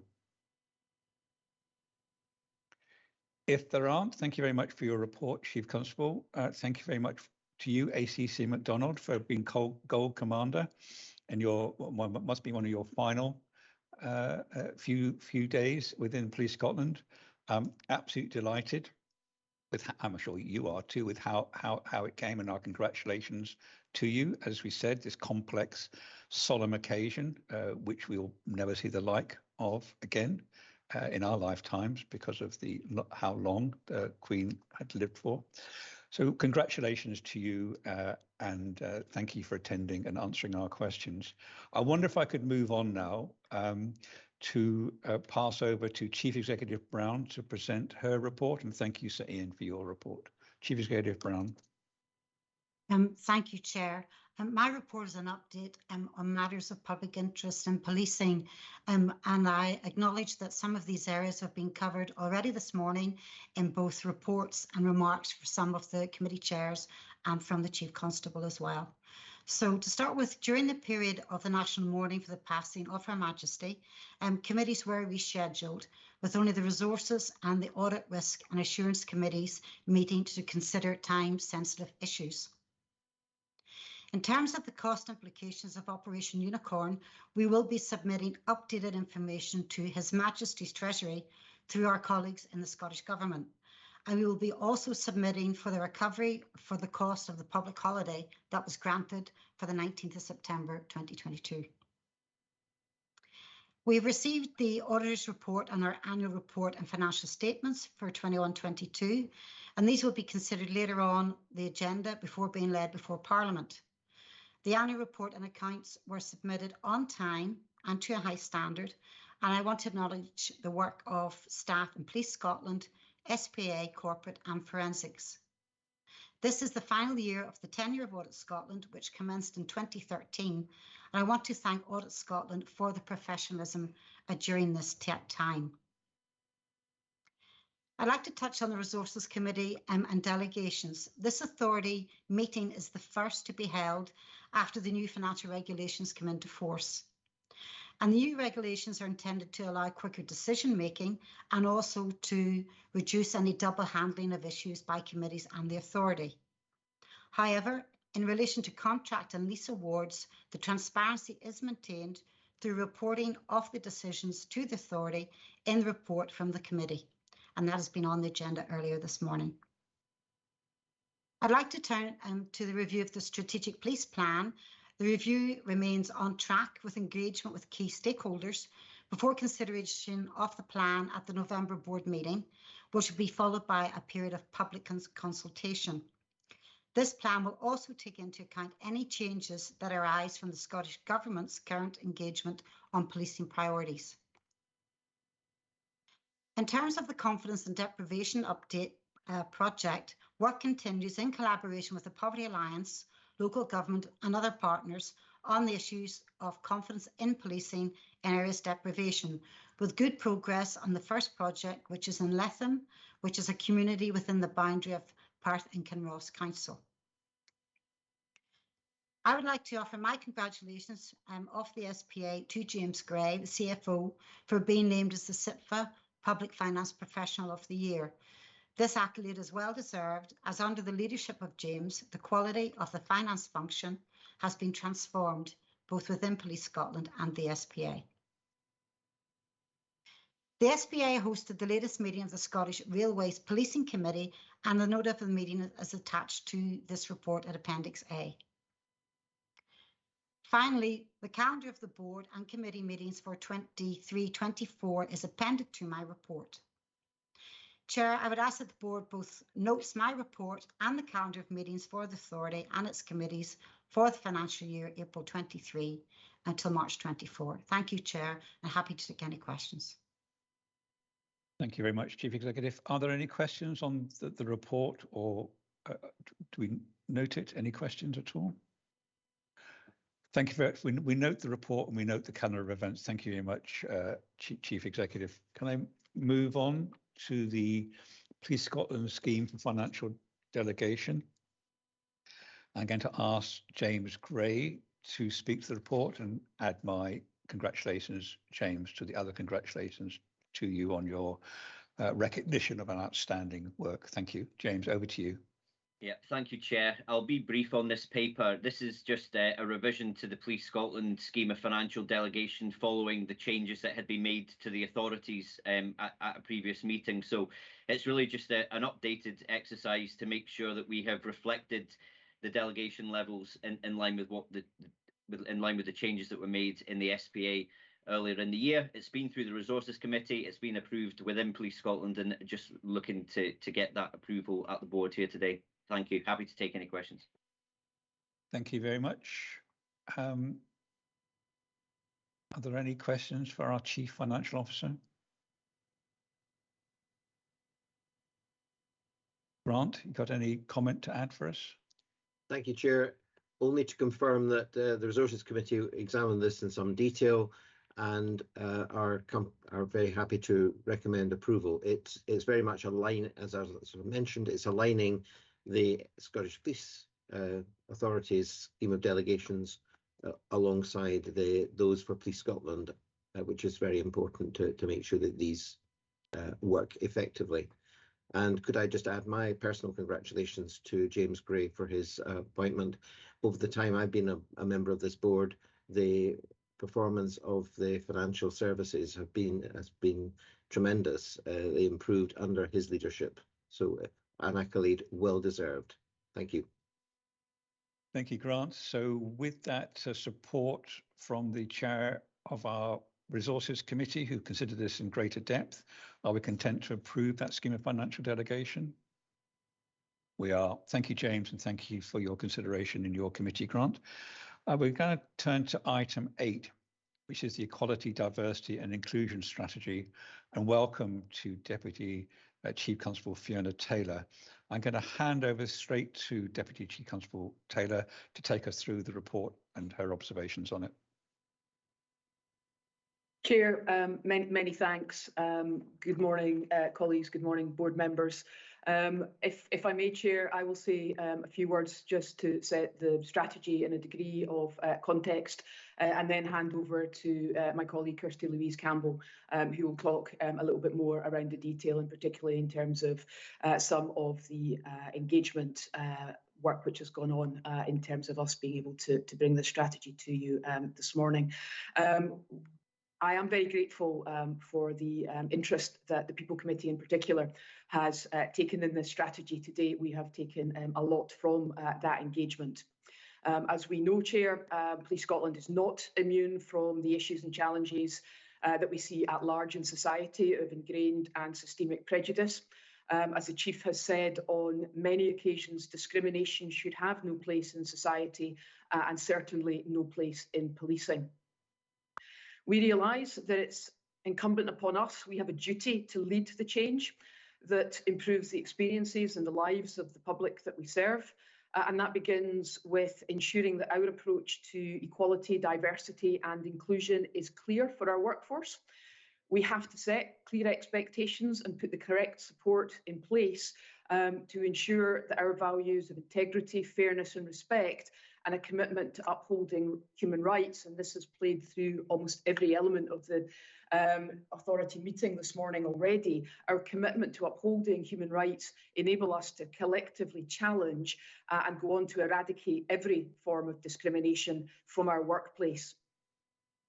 We all recognise that the public's perception of policing is influenced by what people see and experience in Scotland, but also in the wider United Kingdom and indeed worldwide. Trust and confidence, as the Chief has said this morning, are essential for our legitimacy. And trust and confidence and that legitimacy rely on the competence, conduct and attitudes of our officers and staff when they engage with one another, and more pertinently when they, or most pertinently, when they engage with members of the public, with citizens of Scotland. We recognise that policing is relentless, it's intense, and of course it can be dangerous, again a theme which has arisen this morning. So the support, the guidance, the relationships that we have with our colleagues and our teammates is vital to our safety, to our health and to our sense of worth. It's vital for us to do the job. And what that means in effect is that the culture of our organisation is crucial to enabling our colleagues to go out into communities and to deliver the best policing service that we can. For some time now, there has been an intense focus on equality, diversity and inclusion issues within Police Scotland. Initially, we focused very much on the tactical, practical steps that we could take to enhance our understanding of EDI and to always to look to continuously improve organisational culture. We've made good progress, but we know that there is much more that we need to do, and that's why we thought that the time is now right for us to publish this EDI strategy, which personally I think is ambitious, and I think it will push us organisationally, and it does as a consequence come with an associated implementation plan so that we have strategic visibility and so that the board can have oversight of our approach, of our commitments and of delivery against the commitments that sit within the strategy. We did take time to develop the strategy. We thought it was more important to get it right than to deliver it quickly. And again, Kirsty Louise will talk about some of the sort of extensive consultation and engagement that has gone on to get us to this point today. Chair, I will pause there. If I may, I will hand over to Kirsty Louise and then hand back to yourself and board members. Thank you, DCC Taylor. I'll hand over to Kirsty Louise Campbell. Kirsty Louise. Thank you, Chair. Thank you, DCC Taylor. The Equality, Diversity and Inclusion Strategy is very much part of the strategic framework of Police Scotland. It is fully aligned to the current strategic police plan, the Joint Strategy for Policing, and our strategic outcomes. The strategy itself has encompassed what has been a very significant range of ongoing work throughout the service based on a really strong commitment to EDI, but it equally has spent time setting out and understanding lived experience and looking to the future direction of EDI and best practice for the service. So just to underline, it's not just a reaction to events, but it's really putting a clear focus on the commitments around EDI that have been held strongly within the service. There has been significant progress made around mainstreaming, and there has been a really good focus on our equality outcomes in the past period of time. The approach we're setting out for EDI here will underpin everything that we do. The strategy itself is focused on our internal response towards equality, diversity and inclusion issues. However, it is very cognizant of how this informs our service delivery, really key and critical important element for policing, as well as our capacity to recruit and retain officers and staff who represent the communities that as a policing service we serve.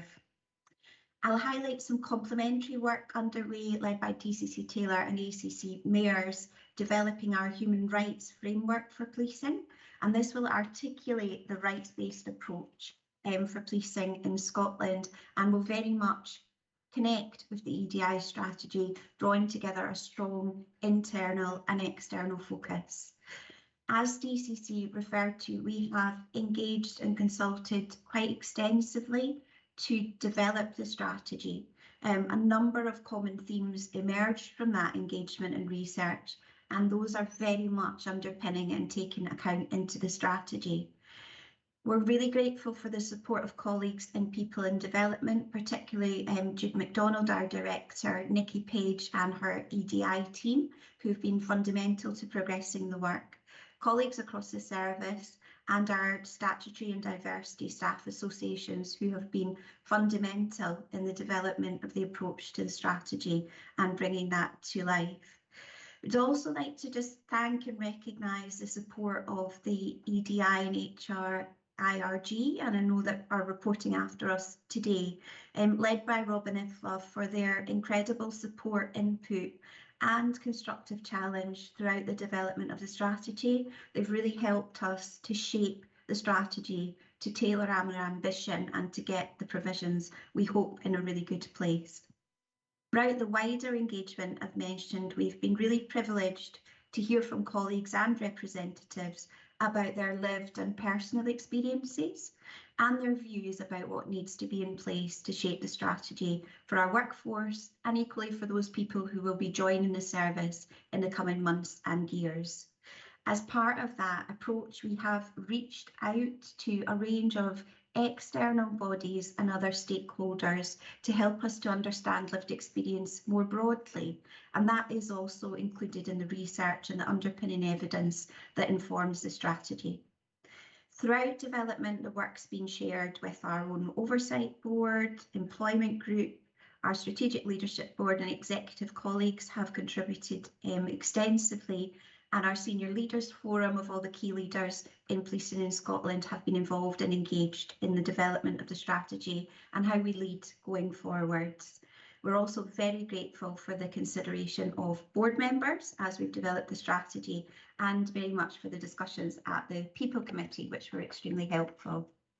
So the themes that emerged through the engagement helped us shape our strategic ambition, outcomes and the proposed commitments that we are seeing and have set out within the strategy.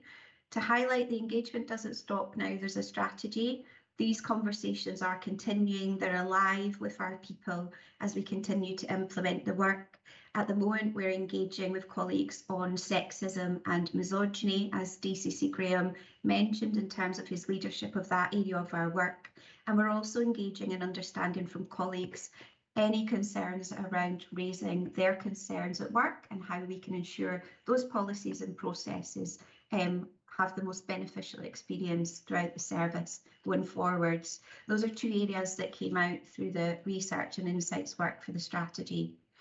The strategic vision that you see is very much in line with the direction that has been set out consistently and committed to by the Chief Constable, that Police Scotland is welcoming, is inclusive and representative of the communities that we serve. Our people demonstrate our values, know they belong and can fully be themselves. In line with best practice, the strategy sets out our longer term strategic outcomes for the service, and these outcomes cover our values, our understanding, our inclusive culture and representation. And each of those is framed around clear commitments, understanding of the shifts in culture and the rationale for making the change, and how we're going to support our people. And finally, to hopefully assure the board, we have set out with this strategy as full an implementation plan as we've been able to bring at this point in time. Some areas of the strategy and as they've developed and the commitments are quite new, but alongside the strategy we have outlined in as much detail as we can how we intend to deliver, and included within that what resources we require to do that and the financial implications where they're understood or where we need to scope them further. Hopefully this is helpful in terms of assurance and oversight for the board as we go forward. And we'll continue to provide updates on progress against the implementation plan through existing governance arrangements. And just finally, for me, the strategy is now a really key part of the Policing Together programme, which is being used really effectively to communicate, progress and provide opportunities to colleagues in the area of EDI and to bring insight and information together. And we hope that it's a valuable addition and that it supports the organisation to continue to move forward and meet the commitments that the Chief Constable has set out for the service in this area. Thank you, Chair. Thank you very much indeed. Now, this has been considered in detail, as you both mentioned, by our People Committee. Fiona McQueen will now, if we could, Fiona, give us advice about what your committee considered and what advice and recommendation you give to the board. So the top lines are that we commend it. As we've heard, there's been quite a bit. We had a deep dive and we've spent quite a lot of time on it. And before my time as chair as well, we have spent a lot of time on it. And I think that the essence of it is, in very practical terms, how does it translate into the day-to-day lives of the workforce, whether it's warranted officers or police staff? How do people with protected characteristics experience working in the service? And that's why I think the fair work piece is so important in terms of opportunity, voice, respect. We know that there are dusty corners and that there are areas where we need improvement, and that's about where individuals need to change and how the whole system can support that. There's been a real commitment in terms of pace and recognising that cultural change takes time, and obviously we'll have an opportunity to have that discussion shortly with the IRG. But also a commitment in terms of how will we know? So that whole measurement piece, again, commitments which we really valued in terms of the lived and living experience, the touch points, having feedback from staff about how they're finding it. So our women's, is the turnover rate the same for women as it is for men? You know, how does it feel if you have a mental health problem or a disability, and what opportunities are you given? So the proof of the pudding is going to be in the measurement. So outcomes, how will we know?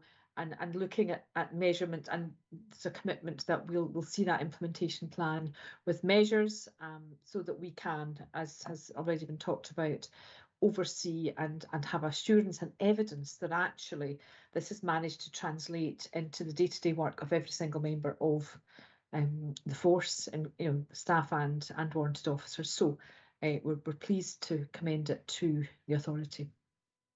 Thank you, Fiona, and thank you for the People Committee for their consideration of this. I'm going to open up to members, and the first question is coming from Katrina Stewart. Katrina. Thanks, Chair, and thanks very much for the report. And actually, thank you for all the work you've done. Resources were mentioned there, and my understanding is you're really quite a small team doing a very, very crucial and very, very important task, and you're tackling it with a huge amount of energy and commitment, and I'm well aware of that. So I really want to say, well, thanks really for that. So do welcome the report and the strategy. As Fiona McQueen has said, it's always about translating the intention and the commitment into what happens on the ground, as it were. I also welcome the inclusion of mention around data design and analysis, as Fiona McQueen mentioned.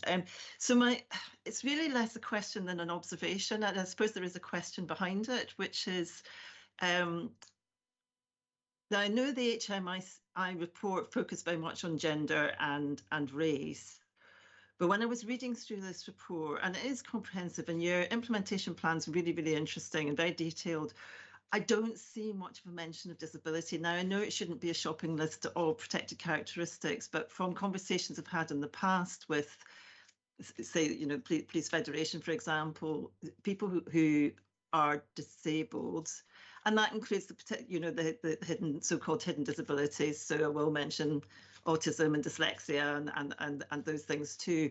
I think you might be doing yourself a disservice almost by not actually clarifying that disability is also, and the hidden disabilities are also very much in your line of sight.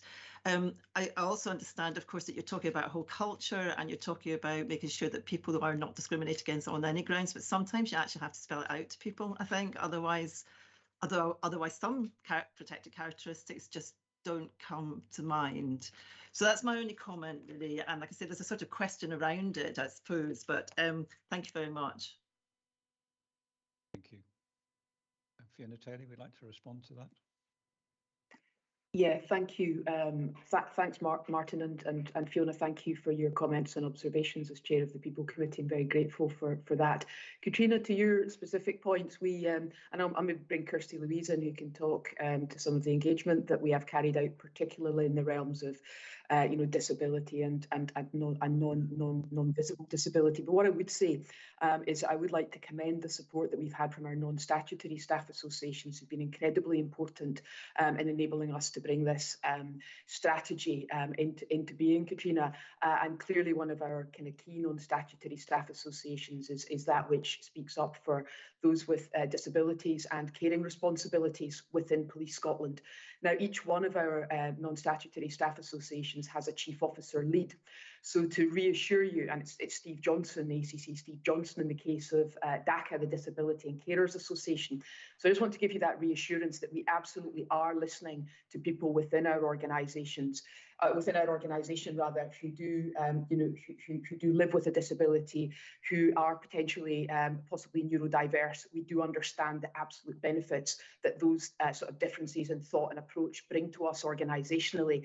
And again, just to conclude, if you like, from my perspective, this strategy is very clear. If it's successful, everybody who works within Police Scotland will be able to bring their true selves to work, and nobody will feel at a disadvantage as a consequence of any protected characteristic they may have, or they may, any issue that they may be living with. And I would make again it absolutely clear that the chief has said quite consistently, and as a senior leadership team, we are very strongly behind the fact that there is no place for any discrimination of any nature within Police Scotland, regardless of who that may be aimed towards or targeted against. So hopefully that will give you some reassurance that colleagues, and again, we are very conscious that the demographic of our organisation is changing. That's one of the kind of key things I think that will come through the data sets that we will bring to People Committee going forward, that we are likely to actually be fortunate to have more and more people with disabilities within Police Scotland for extended periods of time. So I'll pause there. Katrina, if I may, Chair. Okay. Katrina, you've still got your hand up. Would you like to come back at all? Just to say thank you very much for that assurance. I still think it might be quite helpful to spell it out slightly more in your kind of reports, but And the only other comment I want to make is I think you will probably find if you but knew that Police Scotland has actually employed many people with neurodiverse characteristics over the decades. It's just that now it's becoming more visible. Thank you. Thank you. Fiona McQueen.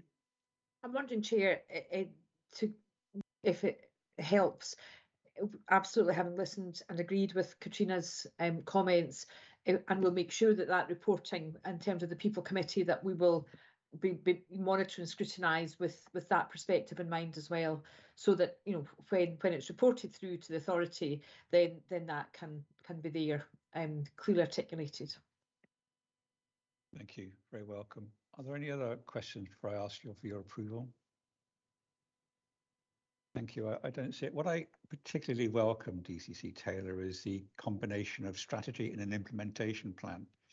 Quite often the board has been saying, great, we understand the strategy, but now we'd like to see implementation, and that is disconnected. I very much welcome the connection, even though, as you say, it's an iterative process. You'll change your implementation plan. That's absolutely fair enough. What I like in this is the commitment not only to strategic outcomes, but also to measuring progress and the pace of change. Again, the board in a whole range of areas is really confident about the commitment of policing, strategic commitment of policing. I think, as Kirsty Louise Campbell said, we just need the measurement issues which you are undertaking to do. So thank you for that. And I also have undertaken over the last few months to meet with the staff associations and the informal staff associations, and they have a lot of very positive things to say about this process, which is also another part of our triangulation. Our last meeting was with SEMPA, Supporting Ethnic Minority Police Employers, and they were very complimentary about the commitment, and that is important.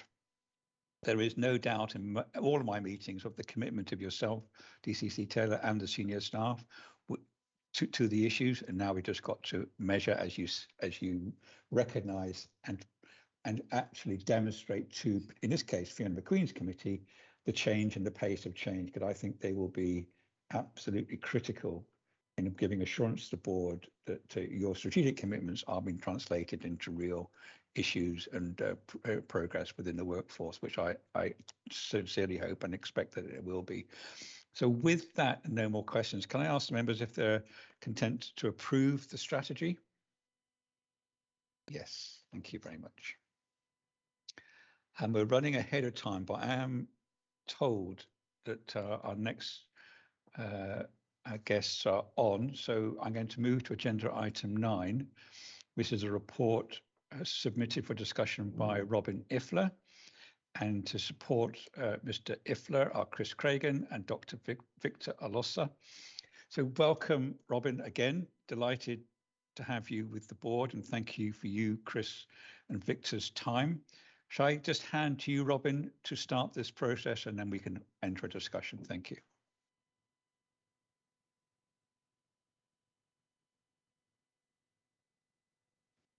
You're on mute. Oh, that's much better. Sorry about that. Thank you very much indeed, Chair. Could I just say thank you very much for the opportunity. I'm assuming that everyone has actually read the paper, and I've deliberately designed the paper as an update rather than an interim report, given that we are still in the process of finalising some of our interim findings and thoughts, and we haven't shared those yet with Police Scotland. I thought it better that we give you an update of where we are in terms of where we intend to be and where we're going over the coming months. And actually, Chair, just on your last point about the reassurance part, I'm keenly aware that given the background of where we are and circumstances which have happened, that I haven't been able to keep in contact, or have not kept in contact to the same extent with the Scottish Police Authority as I would have hoped, nor have I progressed as quickly as a group as we'd hoped, because we'd missed, we've had a problem with people departing simply because of work commitments. But what I can reassure the board is that going forward, once we have had our initial conversations with the executive, on our findings and some interim recommendations. And given that those interim recommendations will be iterative and actually going forward they'll come as they come, I would give you the commitment that we will be reporting back to you publicly over the next spring and summer. So we will be getting updates, and the updates will be on your very last point about where we think the progress is coming and how it's coming. So that will give you a level of reassurance that it's there. We have a very, very strong team now.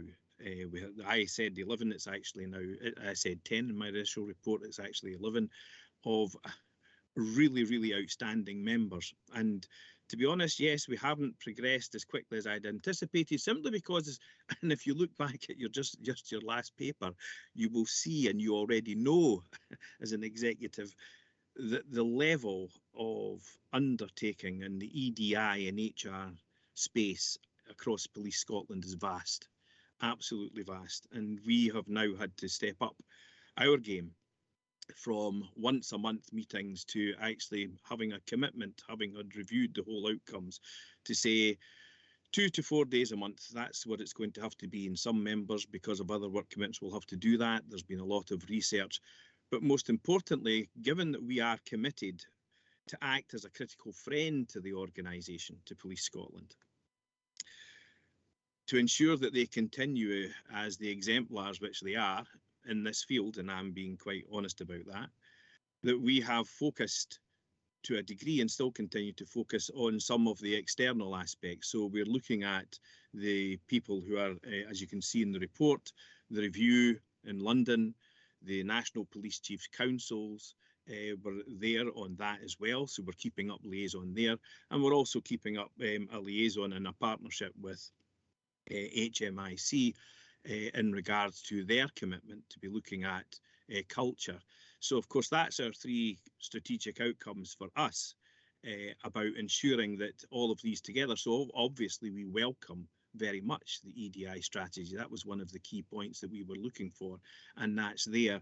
But more importantly, I think that going forward, we are now starting to get into that zone whereby we are actually having those meaningful conversations. A large part of what we've had to do is to bring people up to speed with Police Scotland, and I'm quite sure for those of you who first came onto the board, you would be overwhelmed by the complexity of what Police Scotland undertakes, and that has been the case, of course, with that.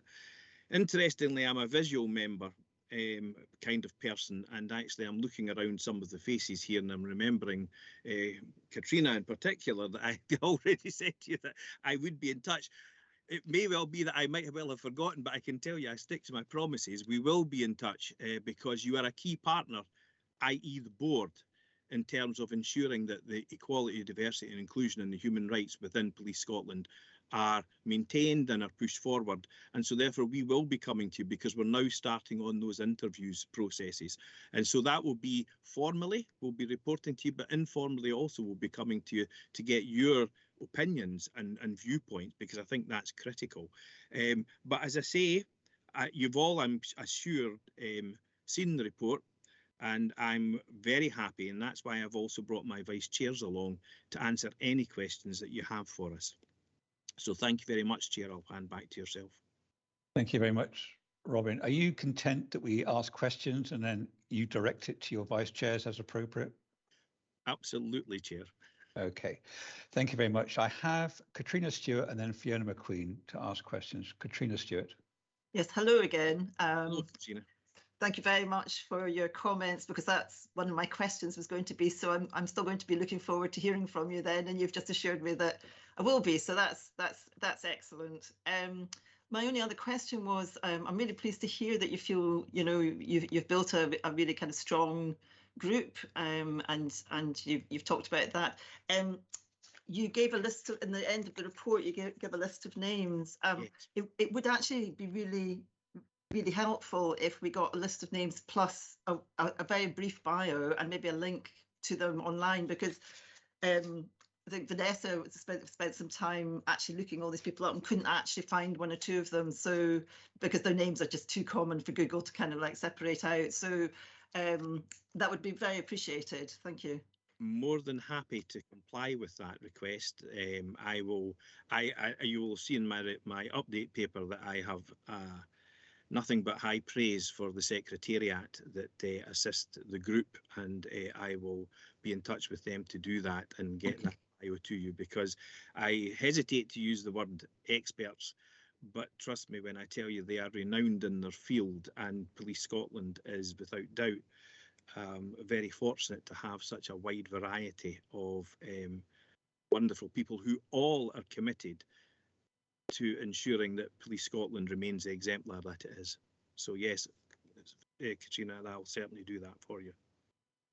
Thank you very much. Thank you very much. Before I bring Fiona McQueen in, Chris, you had your hand up. Did you want, was it in response to that question or that issue? I think it was in part.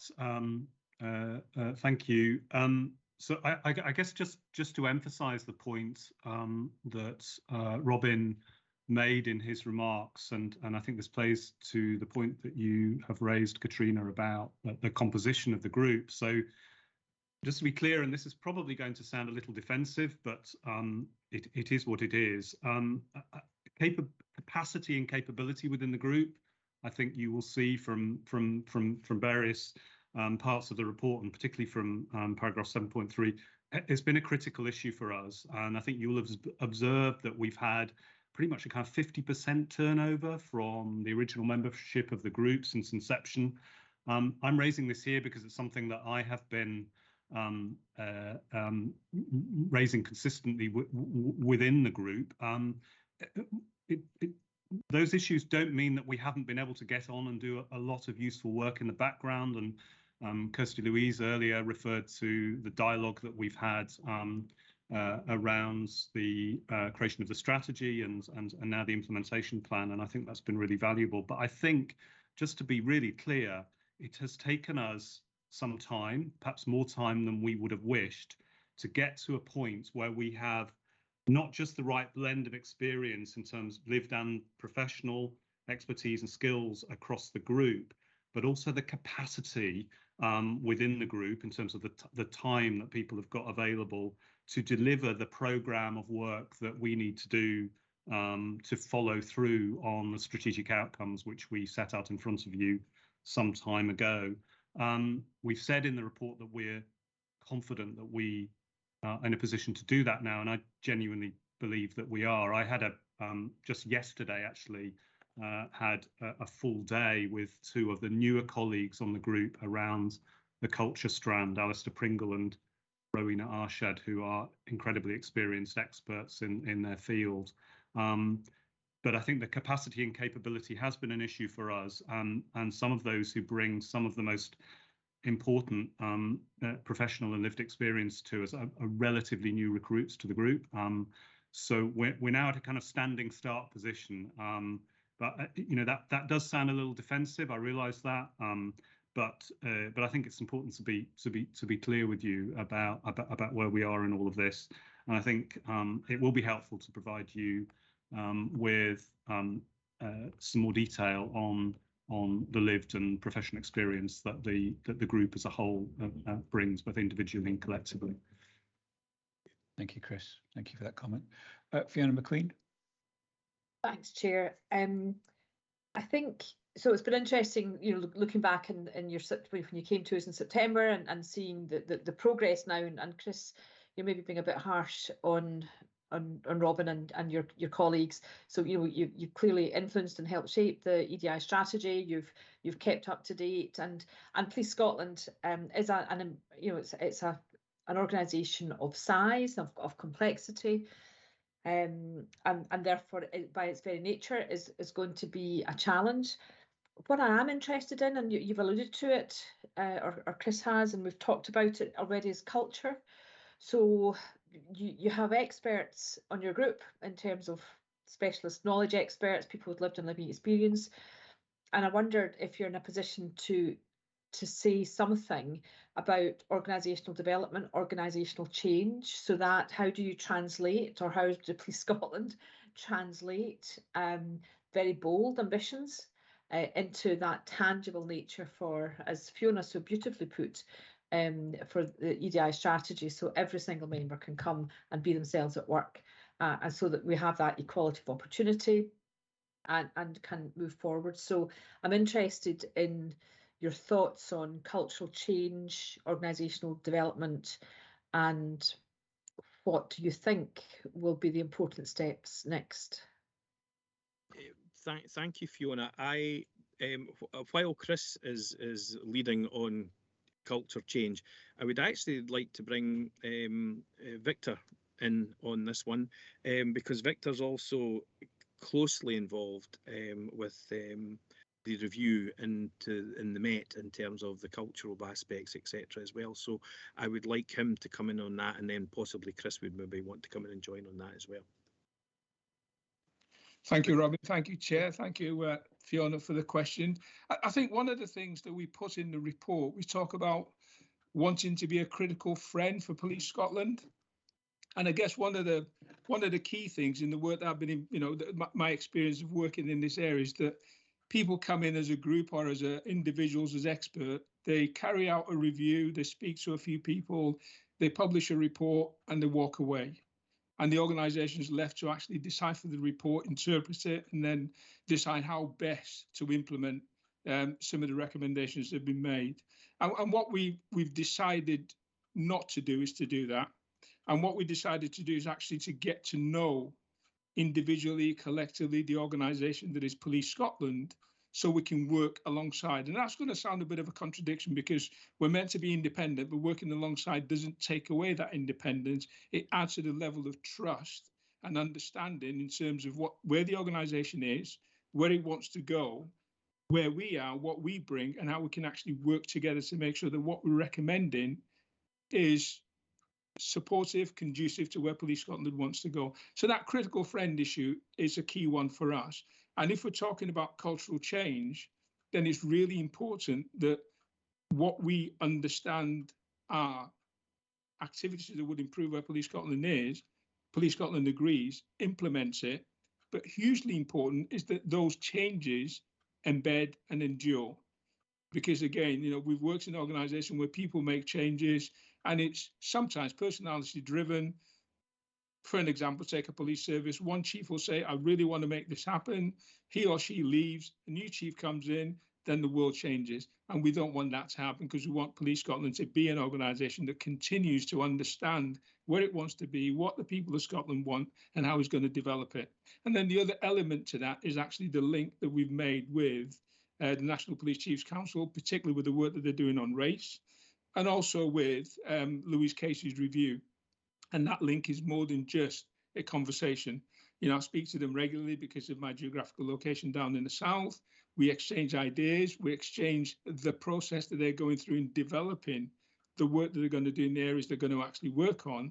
And that gives us a really good understanding. So we don't get into a position where we think this is just an issue for Police Scotland and we work in isolation. No, this happens across nationally, internationally. And if we can understand what's going on in other parts, in other organisations, really important.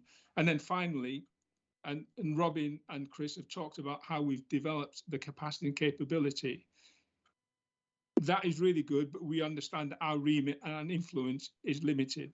So working alongside HMIC, whom we've spoken to, I think will give us a greater reach and we'll be able to complement the work that they're doing, and they'll be able to complement us with the resources they have. And hopefully together, we'll develop something that's a lot more broad, a lot more fitting for Police Scotland, and something that will endure. Thank you, Chair. Thank you, Victor. Chris, you had your hand up. Do you want to come back in on that subject, but particularly maybe address the issue of organisational development capacity to make the change happen within Police Scotland? I think that's what Fiona was getting to there, really. Thank you.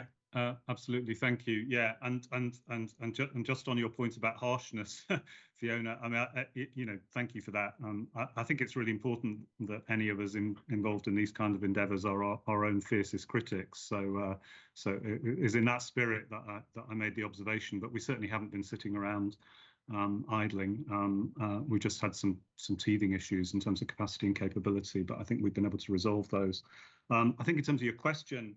I mean, I'd go back to the outcome we set ourselves here,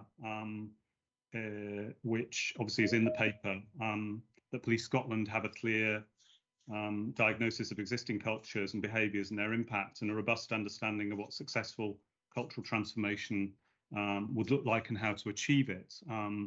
And I think one of the things that myself and my colleagues were talking about yesterday in terms of taking forward the culture strand of the work is how we get, in a sense, under the skin of all of this as we move forward. So at a high level in the strategy that we've just been talking about, there is the basis of a diagnosis of existing cultures and behaviours and their impact. What we want to do in the work moving forward now is get under the skin of that and find out what that really, what does it mean to say from the perspective of multiple stakeholders within and around the organisation, a canteen culture is, what the problem with that might be, and most importantly, how you change it.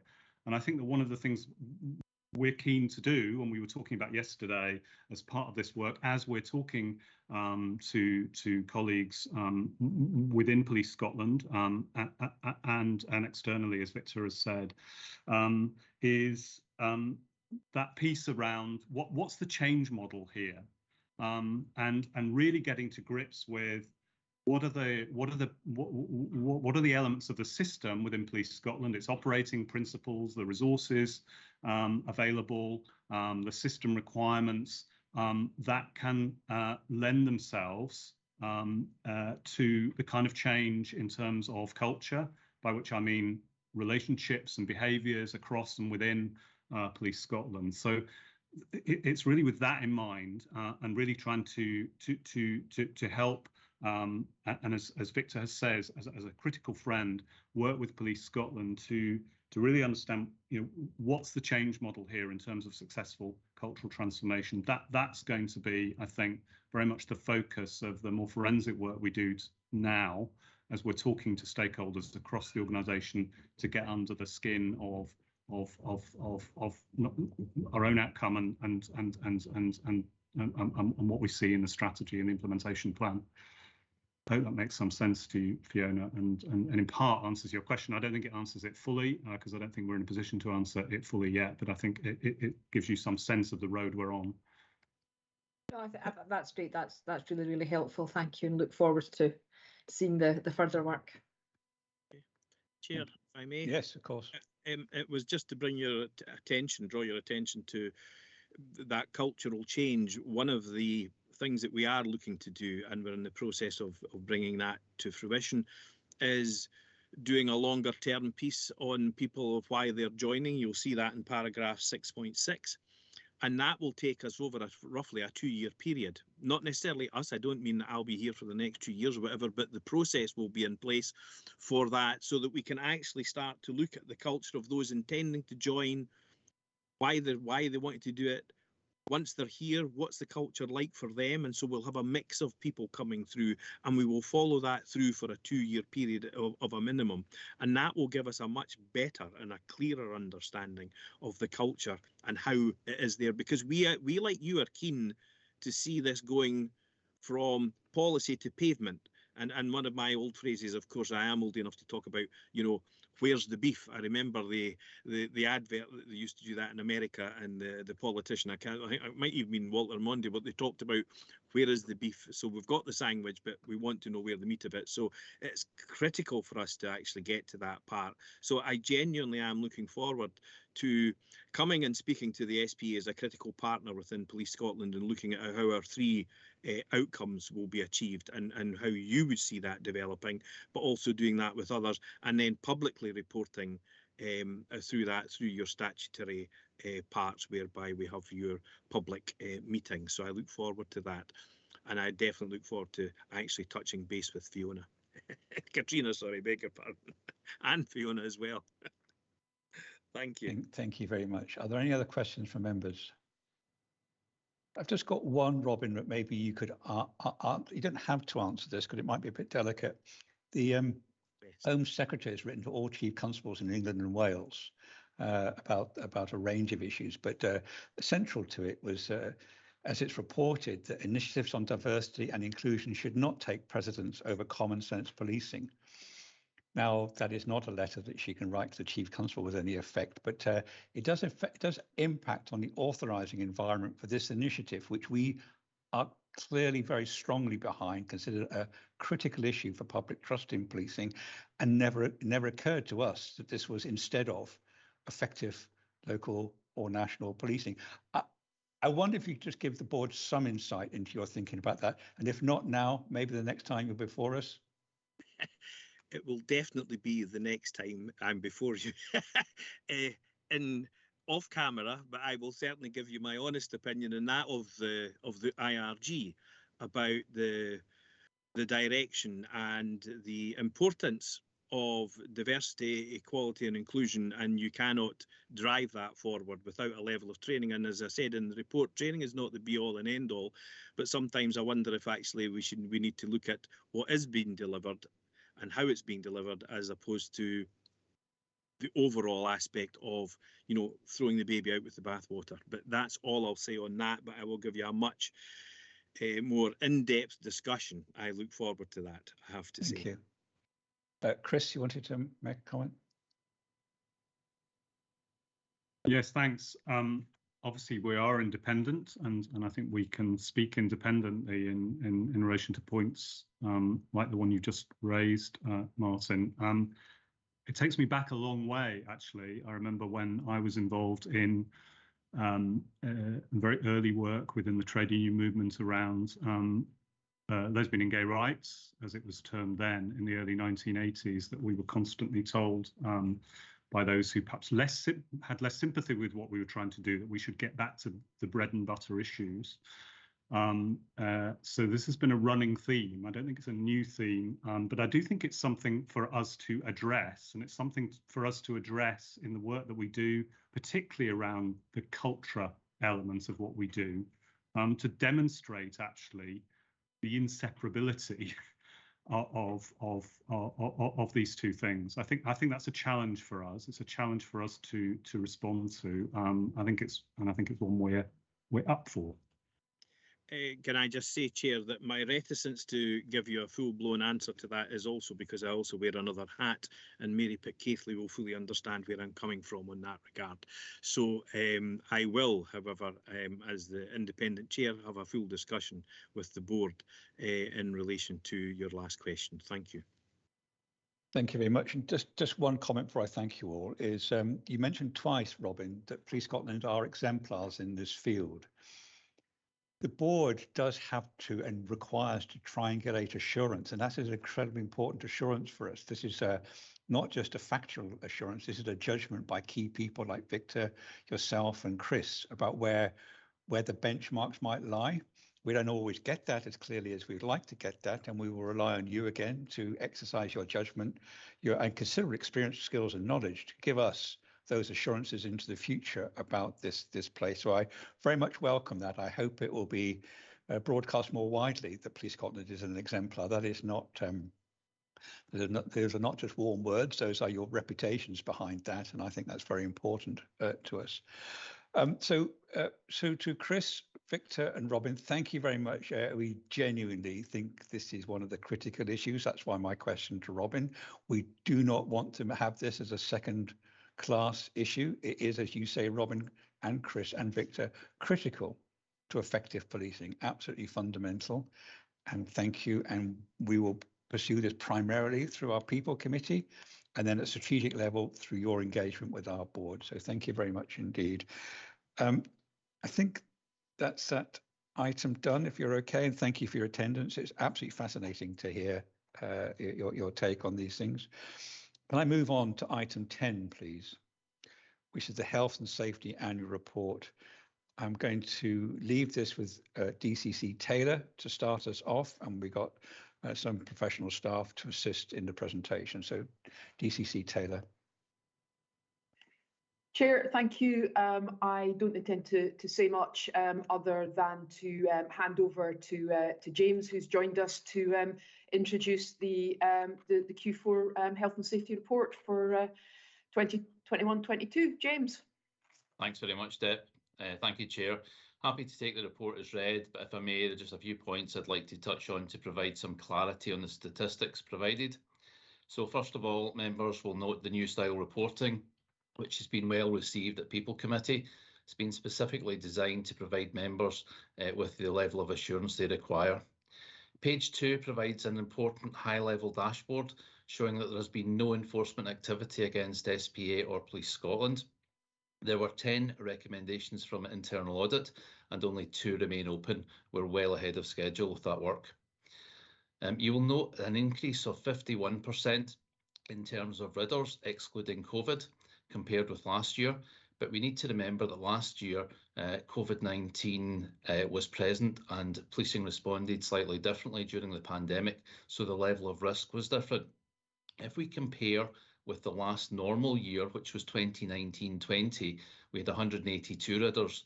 So in real terms, we actually see a 13% reduction in serious incidents.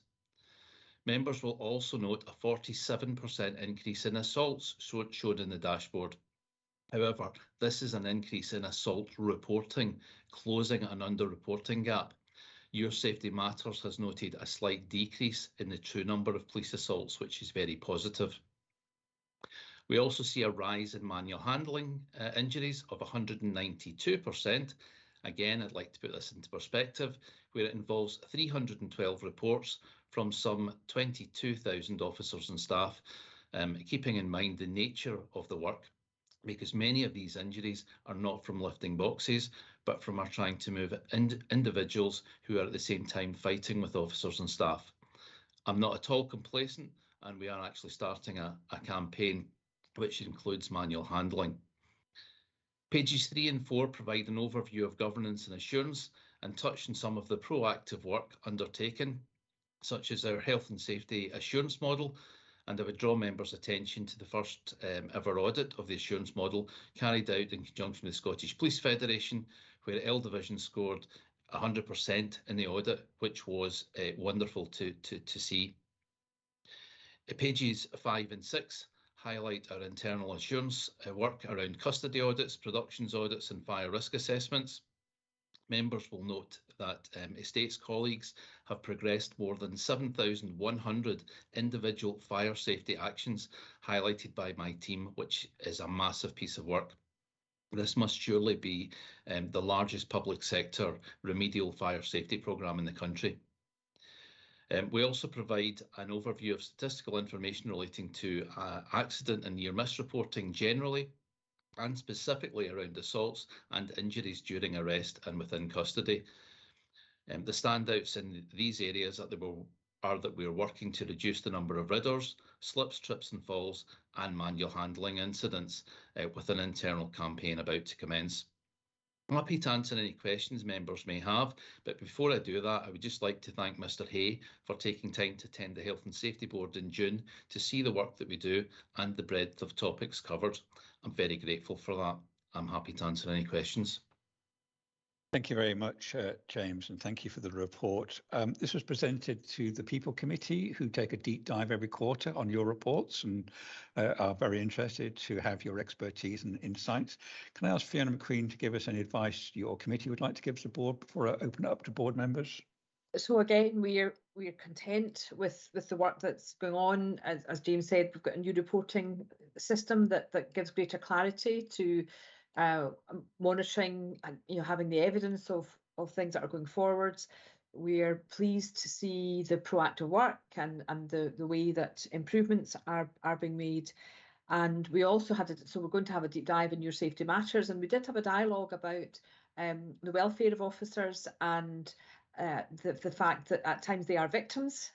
So we have a confidence that is being looked after appropriately, and that will continue on our journey of improvement and monitoring. And as we get more comprehensive quarterly reports, and then this was the annual report that came to our most recent committee. So we're happy to commend to the authority the report, and thanks to James and his team for all the work, and being, in particular, being responsive and working alongside officials from SPA to get us to where we are just now. So very grateful for your work there, James. Thank you.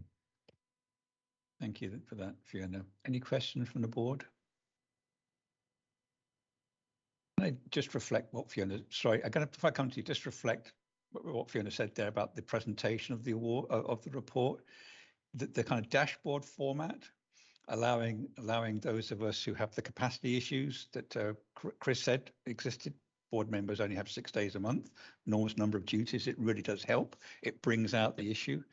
It brings out the issues that you're concerned about professionally to us, and it allows the board members to actually make their own judgment. So I found it a really refreshing read, and thank you for that. I know a lot of work goes into making it look simple, and that I appreciate, and the board does as well.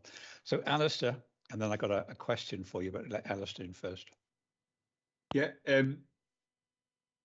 just first of all, it was a genuine pleasure to attend the board back in June, and it really helped me to get an insight into the comprehensive work that Police Scotland are doing. And as you mentioned there, James, that there is no complacency whatsoever in terms of the health, safety and welfare of Police Scotland's workforce. That came across really strongly. I commend you on the fire risk assessments programme that you've taken place. I have to do that. People will probably not understand the background, to this, but this was a significant change in legislation that came in the mid 2000s, and it moved the responsibility very much onto the owners, occupiers of premises, and that's a significant cultural shift. And it's really good to see it's not being done to you; it's being done by you, looking at the safety of staff. So really pleased with that.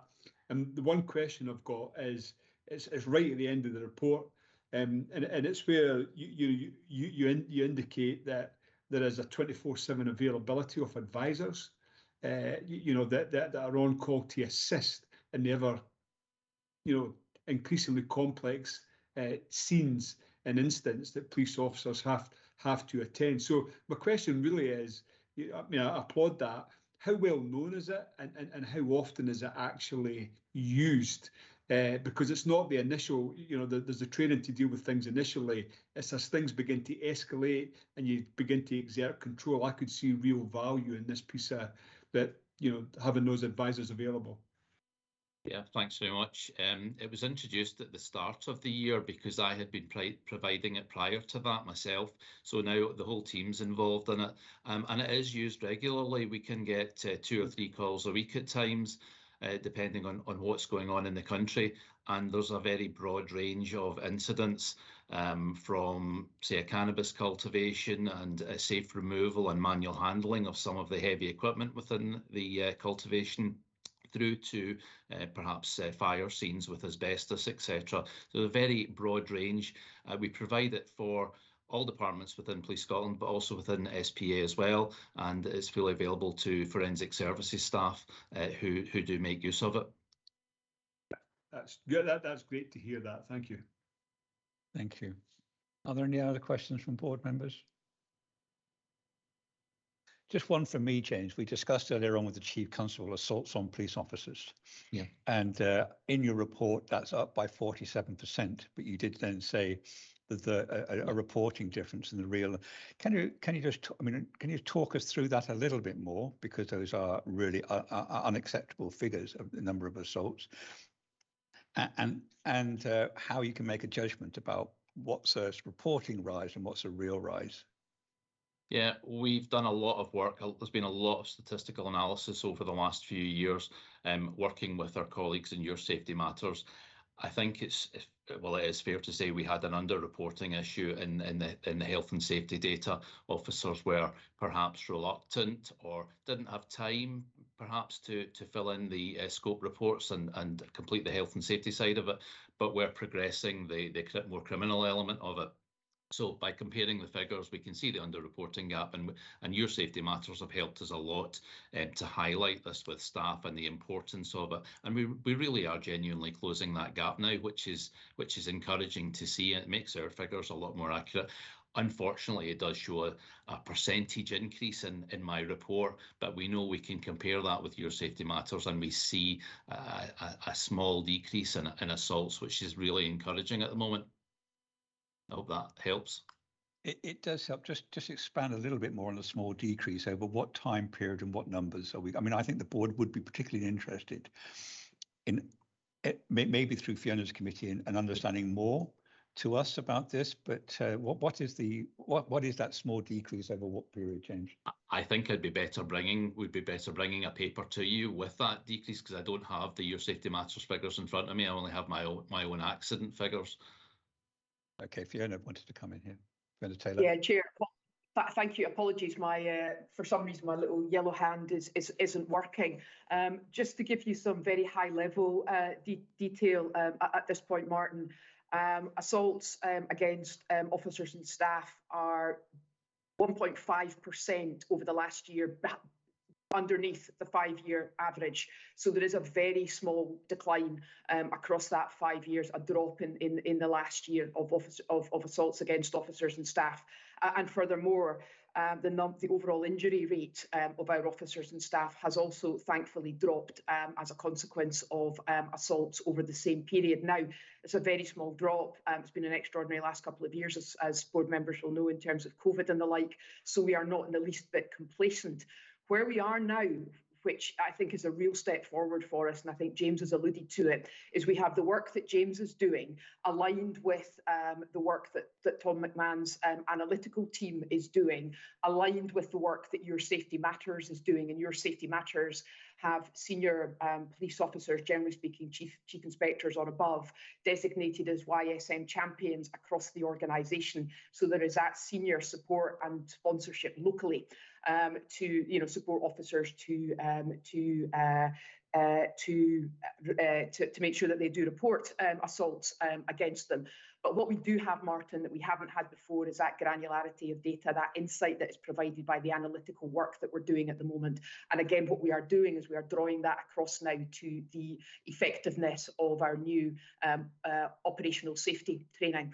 And we can actually look at our operational safety training going forward and understand where it is more or less effective in terms of supporting officers to protect themselves, whether that's in a police building, whether that's in a police vehicle, whether that's in a public space, or whether that's in a private space. And we also, Martin, are now in a position to understand how our officer safety training, the effectiveness of that declines over time. So again, that enables us to go back and look at whether there are certain groups within our organisation who would benefit from, and I'm talking about frontline response officers, for example, would benefit from more frequent health and safety training. So as I say, we have seen a dip. It's a small dip. We're not complacent, but we now do have access to much more kind of granularity and greater understanding of some of the levers that we can pull organisationally to keep our people safe. Thank you very much. That's a very clear answer. I will ask Fiona McQueen to keep that under review. It circles back to the point that Paul Eadie made about the availability of body-worn cameras. Again, the academic evidence is that when implemented results in significant declines on assaults on police officers and the confidence in policing increases over that period. So it's another reason for looking to make good our commitment we made to the Chief Constable and Chief Constable commitment made to us to seek every means possible to accelerate the introduction of body-worn cameras for frontline police officers. And I think that's another clear evidence-based reason for just pushing forward on this. Are there any other questions? If they're not, James, once again, thank you to you and your team for the clarity of reporting. Thank you to Fiona for the oversight. This is just, Fiona's team spent a lot of time on this issue in order that we have this annual oversight from the board perspective, and very pleased with the progress being made, and thank you very much to your team, James. Thank you. And Phil Collard, who's on the line too. I think that, and I know that finishes the public part of our board meeting. If I could ask you, now I see the Chief Constable back on. Do you want to add anything, Chief, before we come out of the public meeting? No, not at all, Chair. I was just okay. Thank you. Back on. Okay, thank you very much. I'm going to ask you to reconvene for the private session from 1:10 please, but remain online, but close off your camera and sound. Thank you very much indeed, and thank you for